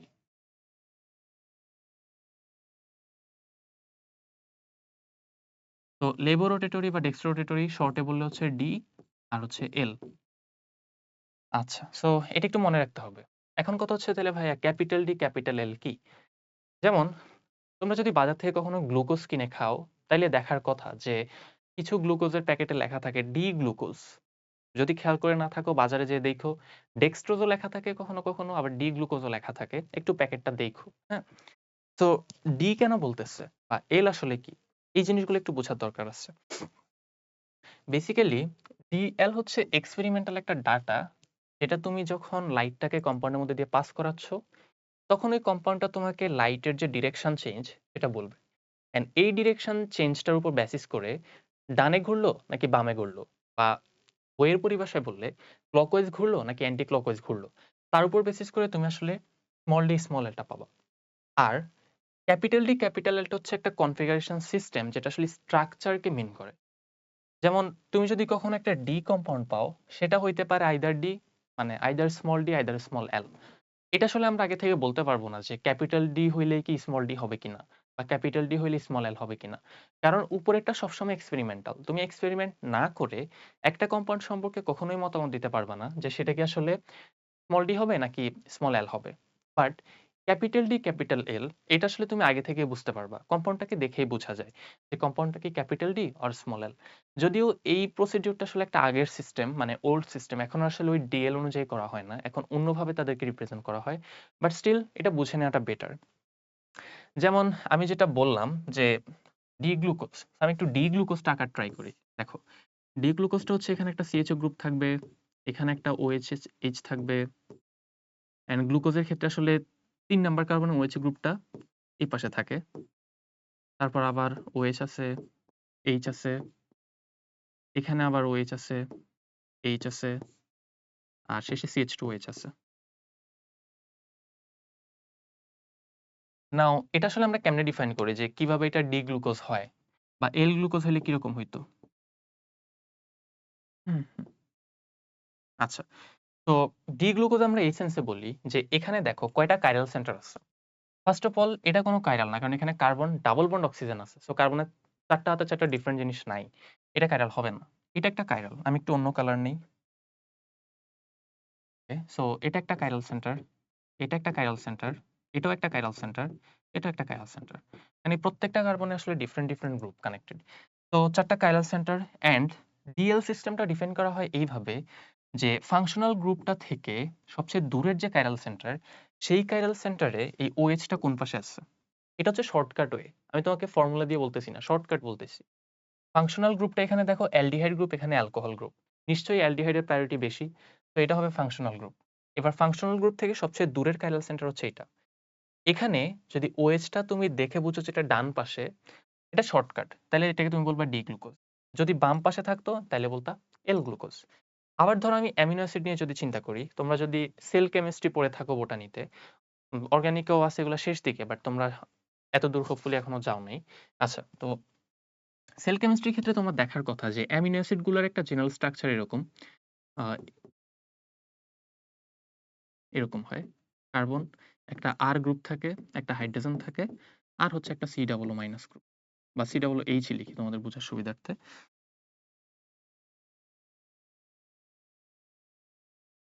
তাহলে এখানে আমি নিব H2N, মানে চার্জ নিলাম না, জাস্ট আনচার্জ নিলাম। এখন এখানে খেয়াল করো, এটা অ্যামাইনো অ্যাসিড। একটা অ্যামাইনো গ্রুপ আছে, একটা C double H acid group আছে, এই জন্য এটার নাম হয় অ্যামাইনো অ্যাসিড। আর 20টা অ্যামিনো অ্যাসিড ডিফারেন্ট হয় কি কারণে? এই যে আর গ্রুপ আছে, এই আর গ্রুপটা 20 টাইপের হয়ে আসলে 20টা অ্যামিনো অ্যাসিড হয়। নাও এটাকে আসলে আমরা ডিফাইন করি ডিএল এই অ্যামিনো গ্রুপের রেসপেক্টে। যদি অ্যামিনো গ্রুপটা বাম পাশে থাকে তাহলে আমরা বলি এল, যদি ডান পাশে থাকে তাহলে বলি ডি। এটা হচ্ছে একটা সিম্পল মানে রিপ্রেজেন্টেশন। তার মানে এটাই হবে একটা এল অ্যামিনো অ্যাসিড। কোন অ্যামিনো অ্যাসিড আমি সেটা জানি না, কিন্তু এল হবে এটা জানি, যেহেতু অ্যামিনো গ্রুপটা বামে আছে। হোপফুলি তোমরা মোটামুটি ক্লিয়ার হইছো যে ডি অ্যামিনো অ্যাসিড বা ডি গ্লুকোজ, এল অ্যামিনো অ্যাসিড এগুলো আসলে কি জিনিস বা ডিএল বলতে আসলে কি বোঝায়। তো এটা আসলে ডিফাইন করার জন্য একটা রুল আছে যেটাকে বলে সিআরএন রুল। ওটা এখন আর আসলে ইউজ হয় না অতভাবে, এই জন্য আমি আসলে এটা যাচ্ছি না, বাট সময় পাইলে হয়তো যেতাম আর কি। ওকে, হুম, হোপফুলি তোমরা এটাতে ক্লিয়ার হয়েছো। আর আরেকটা জিনিস একটু বলে দেই, এটা আমার আসলে আগেই বলে আসা উচিত ছিল। সো আই থিংক আমি একটু আগে ব্যাক যেয়ে বলে আসি। কারণ অ্যাডমিশনের জন্য যেহেতু সাথে পড়াচ্ছি, সো এটা আসলে দরকার। তোমাদের বোঝার জন্য দরকার আছে। আমি যখন কাইরাল সেন্টার বলতেছিলাম, এখানে একটু ব্যাক যাই। আচ্ছা। তো এই স্লাইডটাতে থাকি। এখন এখানে খেয়াল করো, আমরা আসলে ডি গ্লুকোজ দেখছিলাম এরকম। CHO, আমি একটু ফাস্ট যাচ্ছি কারণ তোমরা অলরেডি স্ট্রাকচার দেখে ফেলছো। আচ্ছা, এখানে OH, H, পরেরটা তো OH, H এন্ড শেষে CH2H। এখানে কাইরাল সেন্টার কয়টা ছিল? এখানে কাইরাল সেন্টার ছিল আসলে 4টা। যদি খেয়াল করে থাকো যে এটা একটা কাইরাল, এটা কাইরাল, এটা কাইরাল, এটা কাইরাল। এখানে 4টা কাইরাল সেন্টার। এটা আসলে মেডিকেলেও চলে আসতে পারে কোনো একটা কোশ্চেনে। তো ডি গ্লুকোজের ক্ষেত্রে কাইরাল সেন্টার 4টা। এখন অনেক সময় দেখবে ডি গ্লুকোজের কাইরাল সেন্টার 5টা। তখন মনে হতে পারে ভাই আপনি তো 4টা বলছিলেন, 5টা কখন হয়? 5টা হয় যখন তুমি এটাকে এইরকম লিনিয়ার স্ট্রাকচারে না রেখে তার অ্যাকচুয়াল রিং স্ট্রাকচার রাখবা। এটা হচ্ছে একটা জেনারেল রিপ্রেজেন্টেশন, যেটাকে আমরা বলি ফিশার প্রজেকশন মডেল। এটা জাস্ট মানে একটা সিম্পলিফাইড ওয়েতে রিপ্রেজেন্ট করার ওয়ে, বাট অ্যাকচুয়ালি এই ডি গ্লুকোজটা থাকে এইভাবে। দেখো, ডি গ্লুকোজটার 1 নাম্বার কার্বন এখানে, 2 এখানে, 3 এখানে, 4 এখানে, 5 এখানে, তারপর এদিকে থাকে 6। অ্যান্ড 6 নাম্বার কার্বনটা হচ্ছে CH2H। অ্যান্ড এখানে থাকে একটা অক্সিজেন, যেটা থাকে কার্বনের সাথে কানেক্টেড। তো তারপর কি হয়? তারপর দেখো, বেসিক্যালি আমাদের 1 নাম্বার কার্বন ছিল এইটা। এটা 2, 3, 4, 5, শেষে এটা 6। তো 1 থেকে 6 পর্যন্ত আসলো। যখন সে সাইক্লিজাইজেশন হয়, এই সাইক্লিজাইজেশনটা আসলে কিভাবে হয়? সাইক্লিজ আই থিংক একটু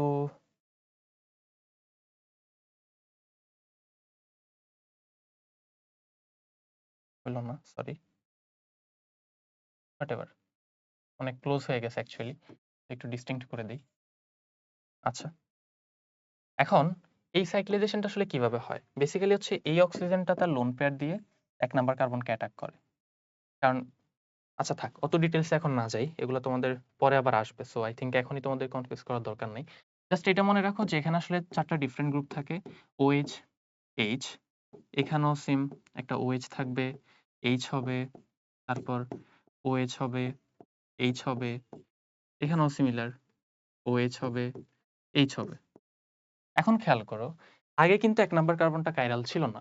বাট এখন আসলে ওই 1 নাম্বার কার্বনটাও কাইরাল হয়ে গেছে। কিভাবে? এই যে দেখো, একটা গ্রুপ আলাদা, আলাদা। এই পাশে কার্বন সহ পুরো একটা গ্রুপ, ওই পাশে অক্সিজেন সহ পুরো একটা গ্রুপ। সবগুলোই আলাদা। সো এটাও এখন কাইরাল সেন্টার, যেটা আগে কাইরাল ছিল না। আর বাকিগুলো এখন অবশ্যই কাইরালই আছে। তো তুমি আসলে এখানে কাইরাল সেন্টার পাও 5টা। সো যদি কোথাও কোশ্চেন দেখো, তাহলে হোপফুলি বুঝবা যে কখন 5টা কাইরাল সেন্টার হবে আর কখন 4টা কাইরাল সেন্টার হবে গ্লুকোজের ক্ষেত্রে। ওকে, আমরা আবার আমাদের পড়াশোনায় ব্যাক যাই। এরপর আসা হচ্ছে গিয়ে সিআইপি রুল। তো সিআইপি রুলটা আসলে কোন কাজে লাগে? সিআইপি রুলটা বেসিক্যালি কাজে লাগবে তুমি যখন একটা কম্পাউন্ডের অ্যাকচুয়ালি ডিএল ডিফাইন করবা, যেটা আসলে ডিএলটা আমরা আগে বলতাম, এখন আসলে আমরা বলি আরএস সিস্টেম ডিফাইন করার ক্ষেত্রে। বা তোমরা এটা অ্যাকচুয়ালি একটু আগেও দেখে আসছো, এটা অন্য সেন্সে আমরা ইউজ করে আসছি যখন আমরা জিওমেট্রিক্যাল আইসোমার পড়তেছিলাম তখন। তো এখানে আসলে ইউজটা আমরা কিভাবে করতে পারি? এখানে ইউজটা করতে পারি হচ্ছে, আচ্ছা আগেই বলিনি, এটা কিন্তু একটু অ্যাডভান্স টপিক। তো যারা পড়তে চাও পড়তে পারো, অথবা একটু স্কিপ করে সামনে চলে যেতে পারো। তো সিআইপি রুলটা হচ্ছে বেসিক্যালি আমাদেরকে যে জিনিসটা বলে যে যখন আমরা একটা কাইরাল সেন্টার পাই, সেটার রোটেশনটা অ্যাকচুয়ালি কোন দিকে হবে বা সেটার প্রায়োরিটিটা আসলে কিভাবে হবে, 3D ওরিয়েন্টেশনটা কিভাবে হবে, এই জিনিসগুলো আমরা ডিফাইন করতে পারি সিআইপি রুল দিয়ে। যেমন আমি যদি একটা কম্পাউন্ড কনসিডার করি, যেটা তোমাদের সবার কাছে কমন, ল্যাকটিক অ্যাসিডের নাম তোমরা শুনে থাকার কথা। ল্যাকটিক অ্যাসিডটা দেখতে এরকম হয়, COOH, OH, H and CH3 এটা হচ্ছে একটা ল্যাকটিক অ্যাসিড। এবার CIP রুল আমাদেরকে বলে যে আমরা আসলে এখানে কিছু প্রায়োরিটি ডিফাইন করতে পারি। যে প্রায়োরিটির বেসিসে এই কম্পাউন্ডটা কি R হবে নাকি S হবে? বা যেটা তোমরা আগে পড়ে আসছো, D হবে, ক্যাপিটাল D হবে নাকি ক্যাপিটাল L হবে? এই জিনিসগুলো ডিফাইন করা যায়।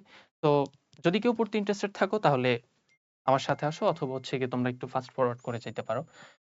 তো এখন CIP রুলে আমরা দেখছিলাম যে প্রায়োরিটিটা ডিফাইন করা হয় যে কাইরাল সেন্টারটা আছে, সেই কাইরাল সেন্টার আসলে কার সাথে কানেক্টেড, কোন অ্যাটমের সাথে কানেক্টেড, সেই অ্যাটমগুলোর উপর। যেমন এখানে কানেক্টেড অক্সিজেনের সাথে, এখানে কার্বন, এখানে কার্বন, এখানে হাইড্রোজেন। নাও তোমরা এটা অলরেডি জানো যে হাইড্রোজেনের অ্যাটমিক মাস সবচেয়ে কম, তাই এটার প্রায়োরিটিটা হবে লোয়েস্ট। আমি বলতে পারি যে এটা তাইলে আমি প্রায়োরিটি হিসেবে 4 নাম্বার বলতে পারি। এখন 1 নাম্বার কে হবে? দেখো অক্সিজেন আছে, অ্যাটমিক নাম্বার 8, কার্বন 6, তাহলে নিশ্চয়ই অক্সিজেন হবে 1। এবার ভাইয়া 2 কোনটা হবে, 3 কোনটা হবে? কারণ এখানে তো C এখানেও আছে, ওইখানেও আছে। তাহলে আমরা কাকে বলবো যে কোনটার ক্ষেত্রে 2 দিব, কোনটার ক্ষেত্রে 3 দিব? এটার জন্য একটু বলে দেই যে যখন দেখা যায় প্রথম অ্যাটমটা সেম, তখন আসলে তার পরের কানেকশনটার সাথে চিন্তা করা হয়। যেমন এখানে যে COOH টা আছে, খেয়াল করো স্ট্রাকচারটা কিরকম হবে। স্ট্রাকচারটা হবে এরকম। আর এখানে যে CH3 টা আছে সেটা হবে এরকম। Hydrogen, hydrogen, hydrogen. এখন খেয়াল করো, আমি যদি ফার্স্ট কাইরাল সেন্টারের সাথে কনসিডার করি, এখানে যে কার্বনটা আছে কাইরাল, এই কাইরালের সাথে কনসিডার করলে আমার অ্যাকচুয়ালি ফার্স্ট ২ টাই আসে কার্বন। আমি কার্বনকে নিয়ে ডিল করব না। আমি দেখব এরপরে কোন হাইয়েস্ট প্রায়োরিটি অ্যাটমটা আসে। যেমন এখানে পরের ৩ টাই আসে হাইড্রোজেন। হাইড্রোজেন তো প্রায়োরিটি লোয়েস্ট। বাট এখানে খেয়াল করো অক্সিজেন আসে, অক্সিজেন আসে। তার মানে নিশ্চয়ই প্রায়োরিটি বেশি হবে এর। অ্যান্ড প্রায়োরিটি সবচেয়ে কম হবে ওর। সবচেয়ে কম না, সরি, এই দুজনের মধ্যে কম। তাইলে আমরা ১, ২, ৩, ৪ পাইলাম। এবার আমরা কি করব? এবার আমরা যেটা করব, আমরা আসলে ৪ নাম্বারটাকে দুধ ভাত মনে করব। ওটা আসলে কিছুই না। তারপর আমরা ১ থেকে ২, ২ থেকে ৩ এভাবে রোটেট করব। রোটেট করার সময় যদি আমরা ক্লকওয়াইজ রোটেট করি তাইলে এক টাইপের স্ট্রাকচার হবে বা এক টাইপের স্টেরিও কেমিস্ট্রি হবে, স্টেরিও আইসোমার হবে। যদি আমরা অ্যান্টি ক্লকওয়াইজ পাই তাহলে আরেক রকম হবে। নাও আমরা একটু রোটেট করি দেখি কি হয়। দেখো, আমি ফার্স্টে আছি OH এ। এবার এই OH থেকে আমি ঘুরবো ২ নাম্বারের দিকে। সো আমার এই দিকে আসতে হচ্ছে। এবার ২ থেকে আমি ৩ এ যাবো। ৩ এ যাইতে হলে নিশ্চয়ই আমি যেই রোটেশনে ঘুরছি ওইভাবেই যাইতে হবে। আমার তো উল্টাভাবে যাওয়ার কোনো সুযোগ নাই। আমি আবার হচ্ছে ফার্স্টে অ্যান্টি ক্লক যেয়ে পরে আবার ক্লকে আসতে পারব না। আমার ২ টায় প্যাটার্ন সেম রাখতে হবে। ফার্স্টে অ্যান্টি ক্লক গেছি মানে অ্যান্টি ক্লকেই শেষ করতে হবে। এবার দেখো, এখানে রোটেশনটা কি হইল? Anti clockwise.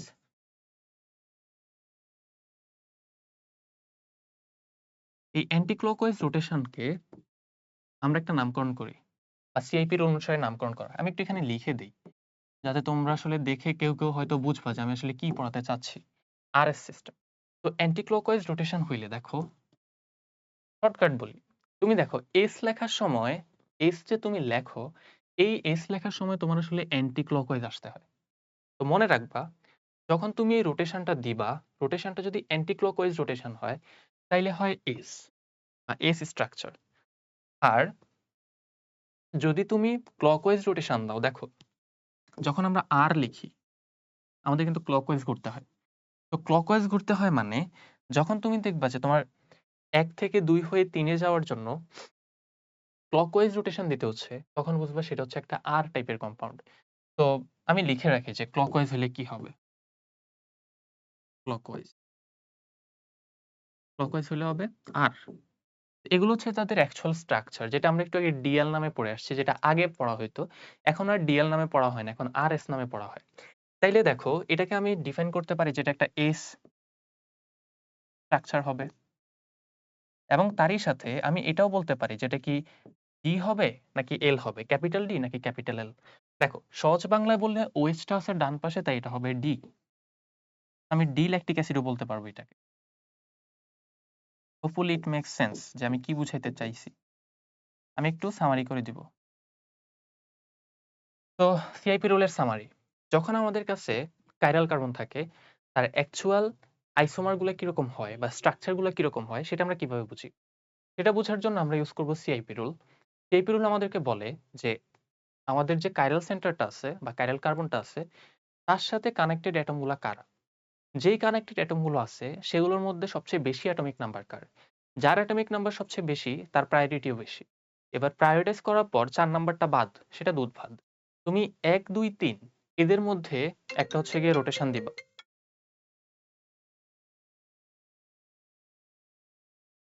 আচ্ছা। তো যখন তুমি রোটেশনটা দিবা, এই রোটেশনটা দেওয়ার সময় যদি তোমার অ্যান্টি ক্লকওয়াইজ যাইতে হয়, অ্যান্টি ক্লকওয়াইজটা দেখতে এস এর মতো লিখার মতো ফিল হয়। তাই এটাকে আমরা বলি এস স্ট্রাকচার। আর যখন হচ্ছে গিয়ে তুমি দেখবা যে ১ থেকে ২ হয়ে ৩ এ যাওয়ার ক্ষেত্রে তোমার ক্লকওয়াইজ রোটেশন দিতে হয়, তখন বুঝবে এটা হচ্ছে R structure. Hopefully it makes sense. And এটা অ্যাডমিশন টাইপের টপিক, সো আমি আর এটাতে ফার্দার যাচ্ছি না। ওকে, দেন আসে হচ্ছে একদম আমাদের উদ্ভাদ যে অপটিক্যাল আইসোমারিজমের পার্ট আছে সেটা। এগুলো খুবই সহজ অ্যাকচুয়ালি। এনানসিওমার এনানসিওমার হবে তারা যারা optical isomer of course and then তারা মিরর ইমেজ। মানে কি? মানে একটা জিনিস তুমি রাখবা, তার ইনভার্টেড জিনিসটা তুমি পাবা। কিরকম? তুমি যদি একটা দর্পণ কনসিডার করো, তুমি দর্পণে যদি তোমার ডান হাত রাখো, তাহলে তুমি দেখবা যে দর্পণে যেটা দেখা যায় সেটা দেখতে আমার বাম হাতের মতো মনে হয়। তো এই জিনিসটাকে আমরা বলি মিরর ইমেজ। ঠিক আছে? ওকে। সো যারা অপটিক্যাল আইসোমার হবে এন্ড মিরর ইমেজ হবে তারাই হবে এনানসিওমার। এখানে কথাটা বলা আছে নন সুপার ইম্পোজেবল। এটার মানে হচ্ছে অউপস্থাপনীয়। কথাটার মানে কি? ধরো আমি আমার ডান হাতকে এভাবে ধরলাম। ধরার পর আমি যদি আমার বাম হাতকে হচ্ছে গিয়ে এটার উপর যেভাবে আছে সেই ওরিয়েন্টেশন এ বসাইতে যাই, তাহলে দেখো ম্যাচ কিন্তু হচ্ছে না। তাই না? আমার এই আঙ্গুলটা এইদিকে আছে বাট বাম হাতেরটা ওইদিকে আছে। আমি কিন্তু সামনের পাশটা সবসময় সামনে রাখছি। এটা হচ্ছে অউপস্থাপনীয়। বাট তারা কিন্তু ইনভার্টেড। যেমন আমি যদি ইনভার্ট করে দিই আমার বাম হাতটা, তাইলে কিন্তু হচ্ছে একজন আরেকজনের উপর বসে। খেয়াল করছো? তো এটাকেই বলে নন সুপার ইম্পোজেবল। হোপফুলি তোমরা বুঝছো যে নন সুপার ইম্পোজেবল কি মিন করে। মিরর ইমেজ কি এটাও হোপফুলি তোমরা বুঝছো। দেন আসে same specific rotation different direction. মানে হচ্ছে আমরা যদি এই এনানসিওমার গুলোকে কনসিডার করি, তাহলে দেখা যাবে কি যে তারা আসলে স্পেসিফিক রোটেশন বা আলফাটা সেম দিচ্ছে। কিন্তু একজন দিবে ডান দিকে, একজন দিকে বাম দিকে। এটাও তোমরা বোঝার কথা যেহেতু হচ্ছে আমাদের গ্রুপগুলা ইনভার্টেড হয়ে যাচ্ছে বা তাদের রিলেটিভ পজিশনটা চেঞ্জ হয়ে যাচ্ছে। So it makes sense. যেমন এক্সাম্পল হচ্ছে ল্যাকটিক অ্যাসিড। আমি একটু ল্যাকটিক অ্যাসিডের স্ট্রাকচারটা আঁকি। দেখো COOH, OH, H, CH3। এটা একটা ল্যাকটিক অ্যাসিড। অ্যান্ড তোমাদেরকে একটু আগে শিখে আসছে যে কেন এটা ক্যাপিটাল ডি স্ট্রাকচার হয়। আরেকটা স্ট্রাকচার হবে এরকম। আমি যদি হচ্ছে এখানে একটা মিরর কনসিডার করি, তাইলে মিররে যেহেতু এই OH গ্রুপটা কাছে আছে, ওই পাশে OH গ্রুপটাও মিররের কাছাকাছি থাকবে। COOH এর পজিশন আসলে চেঞ্জ হবে না, CH3 ও চেঞ্জ হবে না। H টা পিছনে চলে যাবে। খেয়াল করো, এরা হচ্ছে একজন আরেকজনের মিরর ইমেজ। এবার এই মিরর ইমেজ গুলোর আমি ফার্স্টে ক্যাপিটাল ডি ক্যাপিটাল এল হিসেবে বলছিলাম যে এটা ক্যাপিটাল ডি এটা ক্যাপিটাল এল। এবার স্মল ডি স্মল এল বা তাদের রোটেশনের উপর ডিপেন্ড করে কোনটা কি হবে। লেটস সে আমি তো আগে থেকে বলতে পারবো না কারণ ডি আর এল যেহেতু এক্সপেরিমেন্টাল, আমি ধরে নিচ্ছি মনে করো এটা ডি হবে। এখন এটা যদি ডি হয় তাইলে এটা যেহেতু তার ইনভার্টেড সেটা অবশ্যই এল হবে। তার মানে ডি আর এল এর রোটেশনটা এক্স্যাক্টলি ডিফারেন্ট ডিরেকশনে। তো এটা যদি একটা সার্টেন ডিরেকশনে ডানে ঘুরায়, তাইলে এলটা একটা সার্টেন ডিরেকশনে বামে ঘুরাবে। সো এটার রোটেশনটা অ্যাকচুয়ালি ফিক্সড। এটা 2.24 ডিগ্রি হয়, একজন বামে, একজন ডানে। ঠিক আছে, আমরা সামনে আগাই। তো এবার আসে ডায়াস্টেরিওমার। সো ডায়াস্টেরিওমারও অপটিক্যাল আইসোমার্স, বাট যারা মিরর ইমেজ না, তারা হবে ডায়াস্টেরিওমার। যেমন একটা এক্সাম্পল যদি আমি কনসিডার করি তাহলে তোমাদের বুঝতে সহজ হয়ে যাবে। Let's say COOH, OH, H আর কি নিব? আচ্ছা ধরো H নিলাম আর হচ্ছে এখানে ক্লোরিন নিলাম। তো এটার ক্ষেত্রে আমি যদি তার একটা মিরর কনসিডার করে এখানে একটা CH3 দেই। মিরর কনসিডার করে আমি যদি হচ্ছে গিয়ে তার একটা এনানসিওমার কনসিডার করি তাহলে এরকম হবে দেখো। যেহেতু উপরে এই CH3 গ্রুপটা মিররের সবচেয়ে কাছাকাছি, তাই নিচেও CH3 গ্রুপটা মিররের কাছাকাছি থাকবে। অ্যান্ড বাকি পার্টটা জাস্ট ইনভার্টেড হয়ে উল্টা দিকে চলে যাবে। OH, H and COOH। আচ্ছা, আবার আমি যদি এর অন্য টাইপের একটা স্ট্রাকচার কনসিডার করি, লেটস সে আমি এখানে আরেকটা স্ট্রাকচার নিচ্ছি এই কম্পাউন্ডটার, যেমন COOH। আমি যেটা করব সেটা হচ্ছে হাইড্রোজেন আর OH এই দুইটাকে একটু ইনভার্টেড করে দিই। তাহলে আমার হাইড্রোজেনটা চলে আসে এখানে, OH টা চলে যায় এখানে। আর ক্লোরিন এখানেই আছে, হাইড্রোজেন এখানে আছে। এদেরকে আমি চেঞ্জ করি নাই। আর এখানে COOH আছে। আচ্ছা, আই থিংক একটু নিচে নিলে বেটার হয়। আচ্ছা, হোয়াটএভার, লিখে ফেলছি। তো আমি এখানে আরেকটা সরি। আচ্ছা, তো আমি এখানে আরেকটা মিরর কনসিডার করতেছি।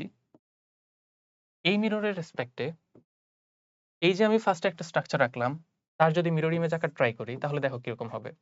এখানে H ছিল মিররের কাছাকাছি, সো এইদিকেও H টা মিররের কাছাকাছি থাকবে। এখানে ক্লোরিন ছিল কাছাকাছি, সো এখানেও ক্লোরিনটা কাছাকাছি থাকবে।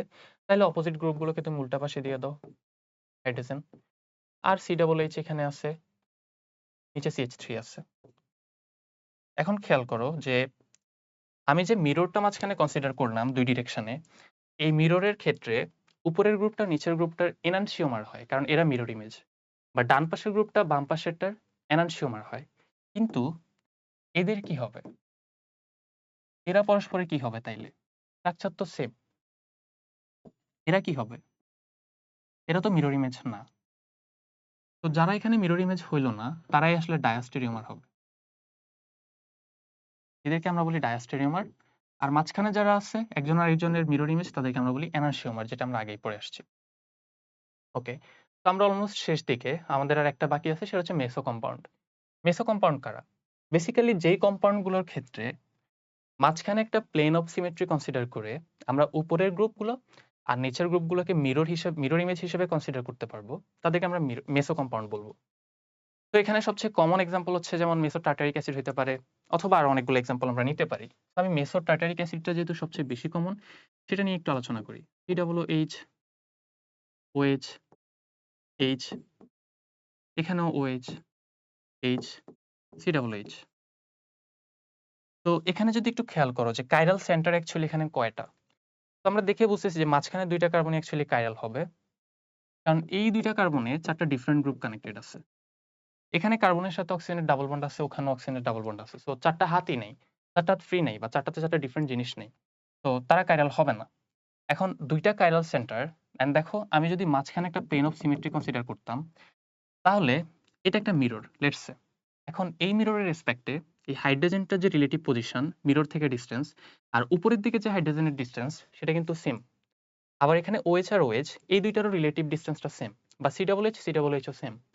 ইন দ্যাট কেস, যেহেতু আসলে মিররের রেসপেক্টে প্রত্যেকটা গ্রুপ একজন আরেকজনের সাপেক্ষে সেম ডিসটেন্সে অপোজিট ডিরেকশনে মানে প্লেসমেন্ট করতেছি, তার মানে হচ্ছে গিয়ে আমরা বলতে পারি উপরের গ্রুপটাকে যদি ফোল্ড করে দেই, তাহলে আসলে সেটা নিচেরটার উপর বসে যাবে। তাই এটাও কনসিডার করতে পারি যে আমরা যদি তাদেরকে খুলে আলাদা আলাদা মিররের দুই পাশে রাখি, তাহলে ইনভার্টেড মনে হবে। তো এই টাইপের যদি কোনো কম্পাউন্ড এক্সিস্ট করে, তাহলে সেটাকে আমরা বলি মেসো কম্পাউন্ড। এখন আরো এক্সাম্পল কি হইতে পারে? আমি হয়তো এখানে খুলে OH এর জায়গায় একটা ব্রোমিন দিয়ে দিতে পারি, এখানে একটা ব্রোমিন দিতে পারি। মানে আসল কথাটা হচ্ছে প্লেন অফ সিমেট্রির উপরে যে গ্রুপগুলো থাকবে, নিচেও সেম গ্রুপগুলোই থাকা লাগবে। তাহলে হচ্ছে গিয়ে আমরা এখানে মিরর ইমেজ কল্পনা করে তাদেরকে মেসো কম্পাউন্ডের মধ্যে ক্লাসিফাই করতে পারবো। আচ্ছা, তো আরেকটা জিনিস আছে যেটা হচ্ছে সিউডো মেসো কম্পাউন্ড। এটা আসলে অ্যাডমিশনের জন্য important topic. Pseudo meso compound actually কারা? যেমন আমি যদি আরেকটা এক্সাম্পল এখানে নেই, লেটস সে মেসো টার্টারিক অ্যাসিডের মতোই বাট একটু ডিফারেন্ট। এখানে আমি জাস্ট আরেকটা এক্সট্রা করে কার্বন ইনক্লুড করতেছি মাঝখানে। আমি একটু ডিফারেন্সটা বোঝানোর জন্য এটা অন্য কালার দিয়ে নিই। ধরো ক্লোরিন নিলাম, এখানে কি নিব? লেটস সে ফ্লোরিন নিলাম। আর এখানে OH, H, আর হচ্ছে এখানে COOH নিলাম। এখন এখানে আসলে কাইরাল সেন্টার কয়টা? আগের কম্পাউন্ডটার ক্ষেত্রে আমাদের কাইরাল সেন্টার ছিল ২টা। এখানে মাঝখানে টোটাল ৩টা কার্বন আছে। নাও ৩টা কার্বন কি কাইরাল কিনা? অ্যান্সার হচ্ছে না, কাইরাল না। কেন কাইরাল না? এটা কাইরাল, ঠিক আছে, আমরা বুঝতে পারতেছি। কারণ হচ্ছে গিয়ে hydrogen group, OH group, COOH group, and এই বাকি পুরো পোরশনটা আলাদা। এটা কাইরাল। এটাও কাইরাল, কারণ আগেরটার মতো এটা সিমিলার জিনিস। জাস্ট নিচে আছে, উপরে আছে।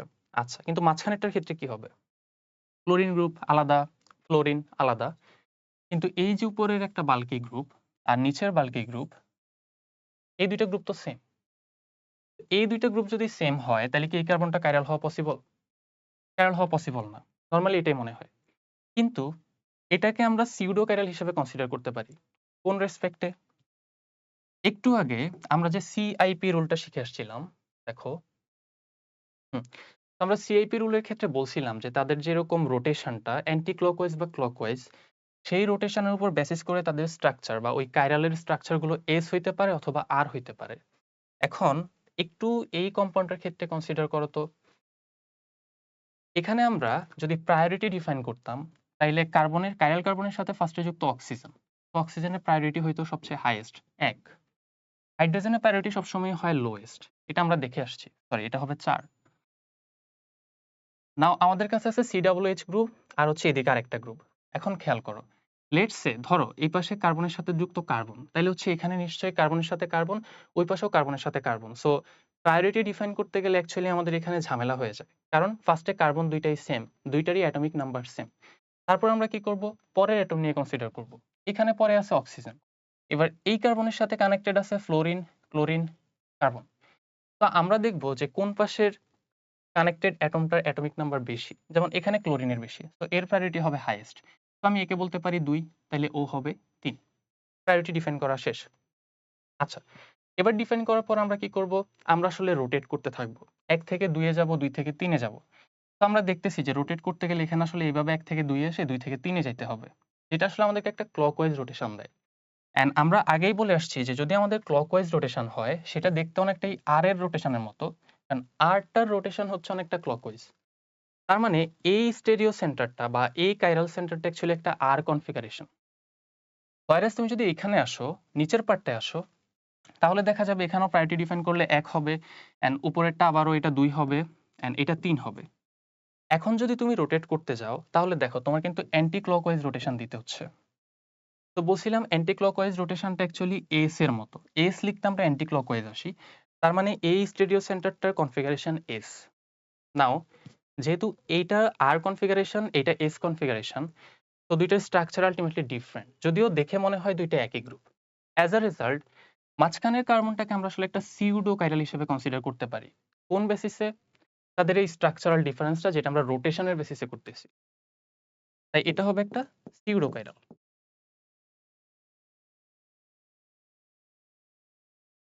Not actual chiral but pseudo chiral. আচ্ছা, দেন এই পুরো কম্পাউন্ডটার ক্ষেত্রে আমরা যদি মাঝখানের কার্বনটার রেসপেক্টে একটা প্লেন অফ সিমেট্রি কনসিডার করি এই বরাবর, তাহলে আসলে উপরের পার্টটা নিচের পার্টটা একজন আরেকজনের সাপেক্ষে আসলে মিরর ইমেজ হয়, হাইড্রোজেন হাইড্রোজেন ওয়েজ ওয়েজ, যেটা আমরা অলরেডি মিররে দেখে মেসো কম্পাউন্ডে দেখেই আসছি। সো হোপফুলি তোমরা বুঝছো যে এটা কেন একটা সিউডো মেসো কম্পাউন্ড হয়, অ্যান্ড সিউডো কাইরাল বলতে কি বোঝায়, হোপফুলি সেটাও তোমাদের কাছে ক্লিয়ার হয়েছে। আমাদের মোটামুটি লাস্টের দিকের একটা টপিক হচ্ছে রেসিমিক মিক্সচার, যেখানে আমরা বলি দুইটা এনানসিওমারের সমমোলার মিশ্রণ নিব। যেমন লেটস আমার কাছে একটা টিউব আছে, আমি এই টিউবে যেটা করলাম মাঝামাঝি একটা সেপারেশন দিলাম। সেপারেশন অ্যাকচুয়ালি ধরো দুইটা পোর্শন করে নিলাম। এবার এই পোর্শনে আমি এমন একটা কম্পাউন্ড নিলাম যেটা ডেক্সট্রো রোটেটরি, মানে লাইটকে হচ্ছে ক্লকওয়াইজ রোটেট করায়। আরেকটা পার্টে নিলাম লেবো রোটেটরি, ওই সেম কম্পাউন্ডের এনানসিওমার। যেমন আমি এখানে নিতে পারি ডি ল্যাকটিক অ্যাসিড, এখানে নিতে পারি এল ল্যাকটিক অ্যাসিড। এবার আমি যদি হচ্ছে একটা লাইটকে পাস করাইতে যাই, কি হবে দেখো তো। ধরো আমি এরকম ওয়াই অ্যাক্সিস বরাবর প্লেন পোলারিজড একটা লাইটকে পাস করাবো। পাস করাইতে গেলে এখানে এসে লাইটটা আসলে তার রোটেশন চেঞ্জ করে, ডিরেকশনটা চেঞ্জ করে একটু ক্লকওয়াইজ রোটেশন দিবে। এখানে যাওয়ার পর আবার কি হবে দেখো, তার তো রোটেশনের যে এক্সিসটা ছিল সেটা ছিল এরকম একটু বাঁকানো। এখন এলটা আবার তাকে কি করবে, ক্লকওয়াইজ রোটেশন দিবে, অ্যান্টি ক্লকওয়াইজ রোটেশন দিবে উল্টা ডিরেকশনে। তো যেহেতু উল্টা ডিরেকশন হচ্ছে, তাহলে আবার সেটা আগের পজিশনে ব্যাক চলে আসবে। একটু আবার বলি, দেখো ফার্স্টে তুমি একটা প্লেন পোলারাইজড লাইটকে এই টিউবের মধ্যে দিয়ে প্রবেশ করাচ্ছ। এখানে ফার্স্টে আছে একটা ডেক্সট্রো রোটেটরি কম্পাউন্ড, পরে আছে একটা লেবো রোটেটরি কম্পাউন্ড। নাও এই ডেক্সট্রো রোটেটরি কম্পাউন্ডটা কি করবে, লাইটকে একটু ক্লকওয়াইজ রোটেশন দিবে। Okay fine. এই পার্টটা পার করে যখন সে গ্র্যাজুয়ালি এল কম্পাউন্ডটার দিকে প্রবেশ করতে যাবে, সেটা আবার তাকে লেবো রোটেটরি একটা ডিরেকশন দিবে, তার মানে অ্যান্টি ক্লকওয়াইজ রোটেশন দিবে। তাহলে কি হচ্ছে, ফার্স্টে সে যেটুকু হচ্ছে গিয়ে ডানে বেঁকে গেছিল, এলে প্রবেশ করার পর সে আবার ঠিক ততটুকুই বামে বেঁকে যাবে। তাহলে যখন আলটিমেটলি লাইটটা পুরো টিউব থেকে বের হচ্ছে, তখন কি তার রোটেশনের যে অ্যাঙ্গেল সেটা চেঞ্জ হইছে? বা রোটেশনে কোনো চেঞ্জ আসছে? হয়নি। সে যেভাবে ওয়াই এক্সিস বরাবর প্রবেশ করছিল, বের হওয়ার পর সেই এক্সিসটাই আছে। দ্যাট মিনস এই কম্পাউন্ডের মধ্যে দিয়ে লাইটটা পাস করার ফলে আসলে লাইটের কোনো হ্যাম্পার হয়নি বা লাইটের ডিরেকশনে কোনো চেঞ্জ হয়নি। তাই আমরা কমেন্ট করতে পারি যে পুরো কম্পাউন্ডটা আসলে অপটিক্যালি ইনঅ্যাক্টিভ অল টুগেদার। এখানে জাস্ট শুধু ডি কে রাখলে সে অপটিক্যালি অ্যাক্টিভ, শুধু এল কে রাখলে অপটিক্যালি অ্যাক্টিভ। কিন্তু যখন আমরা তাদের সমমোলার এবং সমান পরিমাণের একটা মিশ্রণ বানাবো, তখন আসলে সে আর অপটিক্যালি অ্যাক্টিভ থাকবে না। তো এখানে এনানসিওমার কেন নিতে হয়? কারণ আমরা দেখে আসছি যে এনানসিওমারের ক্ষেত্রে আসলে আচ্ছা, যখন আমাদের এনানসিওমার হয় তখন আসলে তাদের সেম স্পেসিফিক রোটেশন হয় কিন্তু ডিরেকশনটা হয় ডিফারেন্ট। এজন্য যে মনে করো আমরা যদি ল্যাকটিক অ্যাসিড নিতাম, একজন হচ্ছে গিয়ে বাম দিকে 2.24 বাঁকাইতো, আরেকজন ডান দিকে বাঁকাইতো। তো আলটিমেটলি দুইটা ব্যালেন্সড হয়ে লাইট যেই ডিরেকশনে প্রবেশ করতো সেই ডিরেকশনে বের হইতো। আচ্ছা, আমাদের শেষ স্লাইড। এখানে হচ্ছে নাম্বার অফ অপটিক্যাল আইসোমার আছে, যে আমরা আসলে অপটিক্যাল আইসোমার কয়টা হবে এটা কিভাবে কাউন্ট করতে পারি। যেমন ধরো আমাদের কাছে যদি এমন কম্পাউন্ড হয় যেগুলোর ক্ষেত্রে ডান বাম পাল্টিয়ে কোনো মেসো কম্পাউন্ড পাওয়া যায় না, সেই কম্পাউন্ডগুলোর ক্ষেত্রে আসলে আইসোমার সংখ্যাটা হবে 2n, যেখানে nটা হচ্ছে কাইরাল কার্বনের নাম্বার। তো কোশ্চেন করতে পারো ভাইয়া এই 2n আপনি কেমনে আনলেন? আচ্ছা, তার জন্য আমি ফার্স্টে হচ্ছে ল্যাকটিক অ্যাসিডটাকে আবার নিই। COOH, OH, H, CH3। এখন এখানে আমাদের কাছে কাইরাল সেন্টার ছিল একটা। তো ওই একটা কাইরাল সেন্টারের আমরা যদি OH গ্রুপ আর H গ্রুপটাকে ইনভার্টেড করে দেই, তাহলে আসলে দুইটা টোটাল স্ট্রাকচার হয়। এন্ড আমরা দেখে আসছি অলরেডি যে দুইটা স্ট্রাকচার হবে R স্ট্রাকচার এবং S স্ট্রাকচার, বা ওল্ড কনফিগারেশন অনুযায়ী বললে একটা হবে D স্ট্রাকচার আর একটা হবে L structure, capital D capital L। তো এই দুইটা পাওয়া যাচ্ছে যখন একটা কাইরাল কার্বন প্রেজেন্ট। এখন আমি যদি এখানে দুইটা কাইরাল কার্বন প্রেজেন্ট করতাম, লেটস সে কোনোভাবে আমি এখানে আরেকটা OH আনলাম, তখন কি হইতো? আমি ওকে যদি ফিক্সড রেখে দিতাম, তাহলে এই দুজনকে আবার ইনভার্ট করলে আমি আরো দুইটা স্ট্রাকচার পাইতাম। তার মানে আমি যদি একটা কাইরাল কার্বন রাখি তাহলে আমার আইসোমার হয় দুইটা, দুইটা যখন রাখতেছি তখন চারটা। তাহলে বোঝা যাচ্ছে যেখানে আসলে একটা কম্বিনেশন হচ্ছে বা কম্বিনেটরিক্স এর হিসাব নিকাশ হচ্ছে। তো যখন তুমি কাইরাল কার্বনের সেন্টারটাকে বাড়াইতে থাকবা, যতগুলা কাইরাল কার্বন দিবা, দেখো একটার কাইরাল সেন্টারের জন্য হচ্ছে কি আমাদের দুইটা, যখন আমি দুইটা কাইরাল সেন্টার রাখতেছি তখন হচ্ছে 2 × 2। আচ্ছা, তারপর আমি যদি আরো বাড়াইতে থাকি, গ্র্যাজুয়ালি যদি n নেই, n কাইরাল সেন্টার, তখন কি হবে? তখন হচ্ছে গিয়ে 2n টাইমস মাল্টিপ্লাইড হইতে থাকবে। তো n কাইরাল সেন্টারের ক্ষেত্রে আমি যদি 2 কে n টাইমস মাল্টিপ্লাই করতে থাকি, n টাইমস, আচ্ছা থাক আর না লিখি ওইটাই পাশে, জাস্ট মুখেই বললাম, তাইলে হচ্ছে আমরা পুরোটাকে লিখতে পারবো 2n, যেহেতু n টাইমস মাল্টিপ্লাইড 2। তাহলে ওই ক্ষেত্রে আমাদের কাইরাল কার্বনের সংখ্যা n হইলে আইসোমারের নাম্বারটা হবে 2n। এবার আরেকটা কেস আছে যেখানে হচ্ছে বলা আছে ডান বাম করে মেসো হবে। আচ্ছা, আমি এখানে আসলে এক্সাম্পলটা পরেরটা আসলে ঠিক নেই নাই, এটা উচিত হয় নাই। এখানে গ্রুপগুলো ডিফারেন্ট নেওয়া উচিত, না হলে আসলে মেসো হয়ে যায়। তো আমি এখানে চেঞ্জ করে ফ্লোরিন ক্লোরিন দিয়ে দিলাম, তাহলে আর এখানে মেসোর ঝামেলা আসে না। এবার যদি মেসো হয় তাহলে কি হবে? আচ্ছা মেসো হইতো না, CH3 ছিল, বাট স্টিল ওকে। আমরা আরেকটা কম্পাউন্ড কনসিডার করি যেটা মেসো হবে, যেমন COOH, OH, H, OH, H and COOH। তো দেখাই যাচ্ছে এটা একটা মেসো স্ট্রাকচার। এখন এই মেসো স্ট্রাকচারের ক্ষেত্রে আসলে কি হয়, কিছু কমন জিনিস চলে আসে। যেমন আমরা একটু আগে RS কি জিনিস এটা যেহেতু শিখে আসছি, সো আমাদের এখন বুঝতে একটু সহজ হবে যে মেসোর ক্ষেত্রে একটা কাইরাল যদি R হয়, আরেকটা কাইরাল হবে S। তো এটা R, লেটস সে এটা S। এখন আমরা এখানে আসলে কি কি স্ট্রাকচার পাইতে পারি? ধরো এই এস্টার যদি আমি গ্রুপ দুইটাকে অপোজিট ডিরেকশনে চেঞ্জ করে দেই, তাহলে এটাও আর হয়ে যাবে। তাহলে দেখো আমার কাছে কম্পাউন্ড হইতে পারে আর আর, অথবা দুইটাই হইতে পারে এস এস, অথবা হইতে পারে আর এস, বা হইতে পারে এস আর। নাও যদি একটু খেয়াল করো যে এই আর এস বা এস আর, এই ক্ষেত্রে কিন্তু আমি আসলে আর এর মিরর ইমেজ হিসেবে এস পাই, বা এস এর মিরর ইমেজ হিসেবে আর পাই। তখন এটা কিন্তু মেসো হয়ে যায় এই পার্টটা। বাট উপরেরটা কিন্তু মেসো হিসেবে তুমি কনসিডার করতে পারবা না, কারণ ওইখানে রোটেশনের ডিরেকশনটা আসলে কি থাকে, বা তোমার গ্রুপগুলো আসলে কি থাকে, অপোজিট ডিরেকশনে থাকে। তো এই দুইটা যেহেতু মেসো দেয় যেহেতু, তাই তুমি আসলে এই দুইটাকে দুইটা কনসিডার করতেছো, বাট এটা আলটিমেটলি হবে একটা। ইন দ্যাট কেস তোমার নাম্বার অফ আইসোমার না, অ্যাকচুয়ালি নাম্বার অফ এখানে এনানসিওমার বলা উচিত, বা এনানসিওমারিক পেয়ার। এনানসিওমার পেয়ারের সংখ্যাটা হবে 2n-1। n কি? Still chiral carbon. যেমন এখানে হচ্ছে আমাদের কাইরাল সেন্টার দুইটা, তো তুমি n2 ইনপুট দিলে এখানে আসে হচ্ছে 2 - 1, দ্যাট ইজ আলটিমেট রেজাল্টটা 2। দ্যাট মিনস এখানে আসলে তুমি এনানসিওমারিক পেয়ার পাবা দুইটা, যেটার একটা হচ্ছে আর পাচ্ছ, এসএস পাচ্ছ। বাট তুমি এখানে মেসো কম্পাউন্ড যে একটা পাচ্ছ সেটাও কনসিডার করতে পারবা যে কয়টা মেসো কম্পাউন্ড আছে।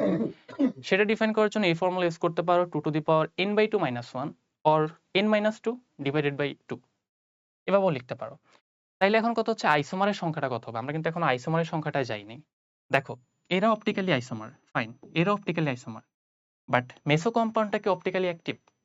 মেসো কিন্তু অপটিক্যালি অ্যাক্টিভ ছিল না, ঠিক আছে? তো আমরা মেসোকে যে কনসিডার করতেছি এটা আসলে অপটিক্যাল আইসোমেরিজমের মধ্যে পড়বে না, but total stereo isomer consider করতে গেলে তুমি জাস্ট এই দুইজনের মধ্যে যে কোনো একজনকে কনসিডার করতে হবে। দুইজনকে কনসিডার করলে এখানে ডাবল কাউন্টিং হয়ে যায়, কারণ দুইজন আসলে সেম, তুমি মিরর ইমেজ পাচ্ছ একজন আরেকজনের। বা একই কম্পাউন্ডকে উপরে নিচ পাল্টাই দিলে বা তাদের কনফরমেশনে চেঞ্জ করলে এরা একজন আরেকজন হয়ে যায়, যে কনফরমেশন সম্পর্কে আমরা শুরুতেই বলে আসছিলাম। তার মানে টোটাল আইসোমারের যে নাম্বারটা সেটা তুমি বলতে পারবা, এই যে ফার্স্টে তুমি এনানসিওমারিক পেয়ার পাইছো, দেখো দুইটা পেয়ার ছিল, আর তার সাথে এই দুজন থেকে তুমি জাস্ট একজনকে কনসিডার করতেছো, তার মানে হবে 2 to the power n-1 plus একটা 1। এটা হবে টোটাল আইসোমারের নাম্বার যখন ডান বাম করে মেসো পাওয়া যাবে। তো এই ছিল আজকের আমাদের স্টিরিওকেমিস্ট্রির টোটাল ক্লাস। আমি যদি একটু সামারি করে দেই ফার্স্ট থেকে, আমরা একদম ফার্স্টে হচ্ছে গিয়ে স্টেরিও আইসোমার দিয়ে শুরু করছিলাম, কি ক্লাসিফিকেশন কি, জিওমেট্রিক্যাল আইসোমেরিজম কিরকম, কন্ডিশন কিরকম সেগুলো দেখে আসছি। তারপর ৩ টাইপের geometrical isomerism, cis trans, syn anti and E Z, এগুলো দেখে আসছি। দেন কোনটা কিরকম, কিভাবে ডিফাইন করতে হবে, এক্সাম্পল দেখছি। তারপর হচ্ছে আমরা অপটিক্যাল আইসোমেরিজমে আসছিলাম, সেখানে কন্ডিশন কিরকম ছিল, কাইরাল সেন্টার কি জিনিস, অপটিক্যাল অ্যাক্টিভিটি কিভাবে টেস্ট করতে হয়, রোটেশন আর স্পেসিফিক রোটেশনের ডিফারেন্সটা কিরকম। তারপর হচ্ছে আমাদের স্মল ডি স্মল এল এবং ক্যাপিটাল ডি ক্যাপিটাল এল, এই দুইটার মধ্যে আসলে ডিফারেন্সটা কিরকম, সিআইপি রুল কি জিনিস যেটা দিয়ে আমরা আসলে আর এস কে ডিফাইন করি সেটা দেখে আসছি। Enantiomer, diastereomer, meso compound, pseudo meso compound, racemic mixture, এগুলো দেখে আসছি। অ্যান্ড ফাইনালি আমরা হচ্ছে গিয়ে কিভাবে অপটিক্যাল আইসোমারের নাম্বারটা ডিফাইন করতে হবে বা সংখ্যাটা বের করতে হবে সেটাও দেখলাম। তো এই ছিল আমাদের ক্লাস।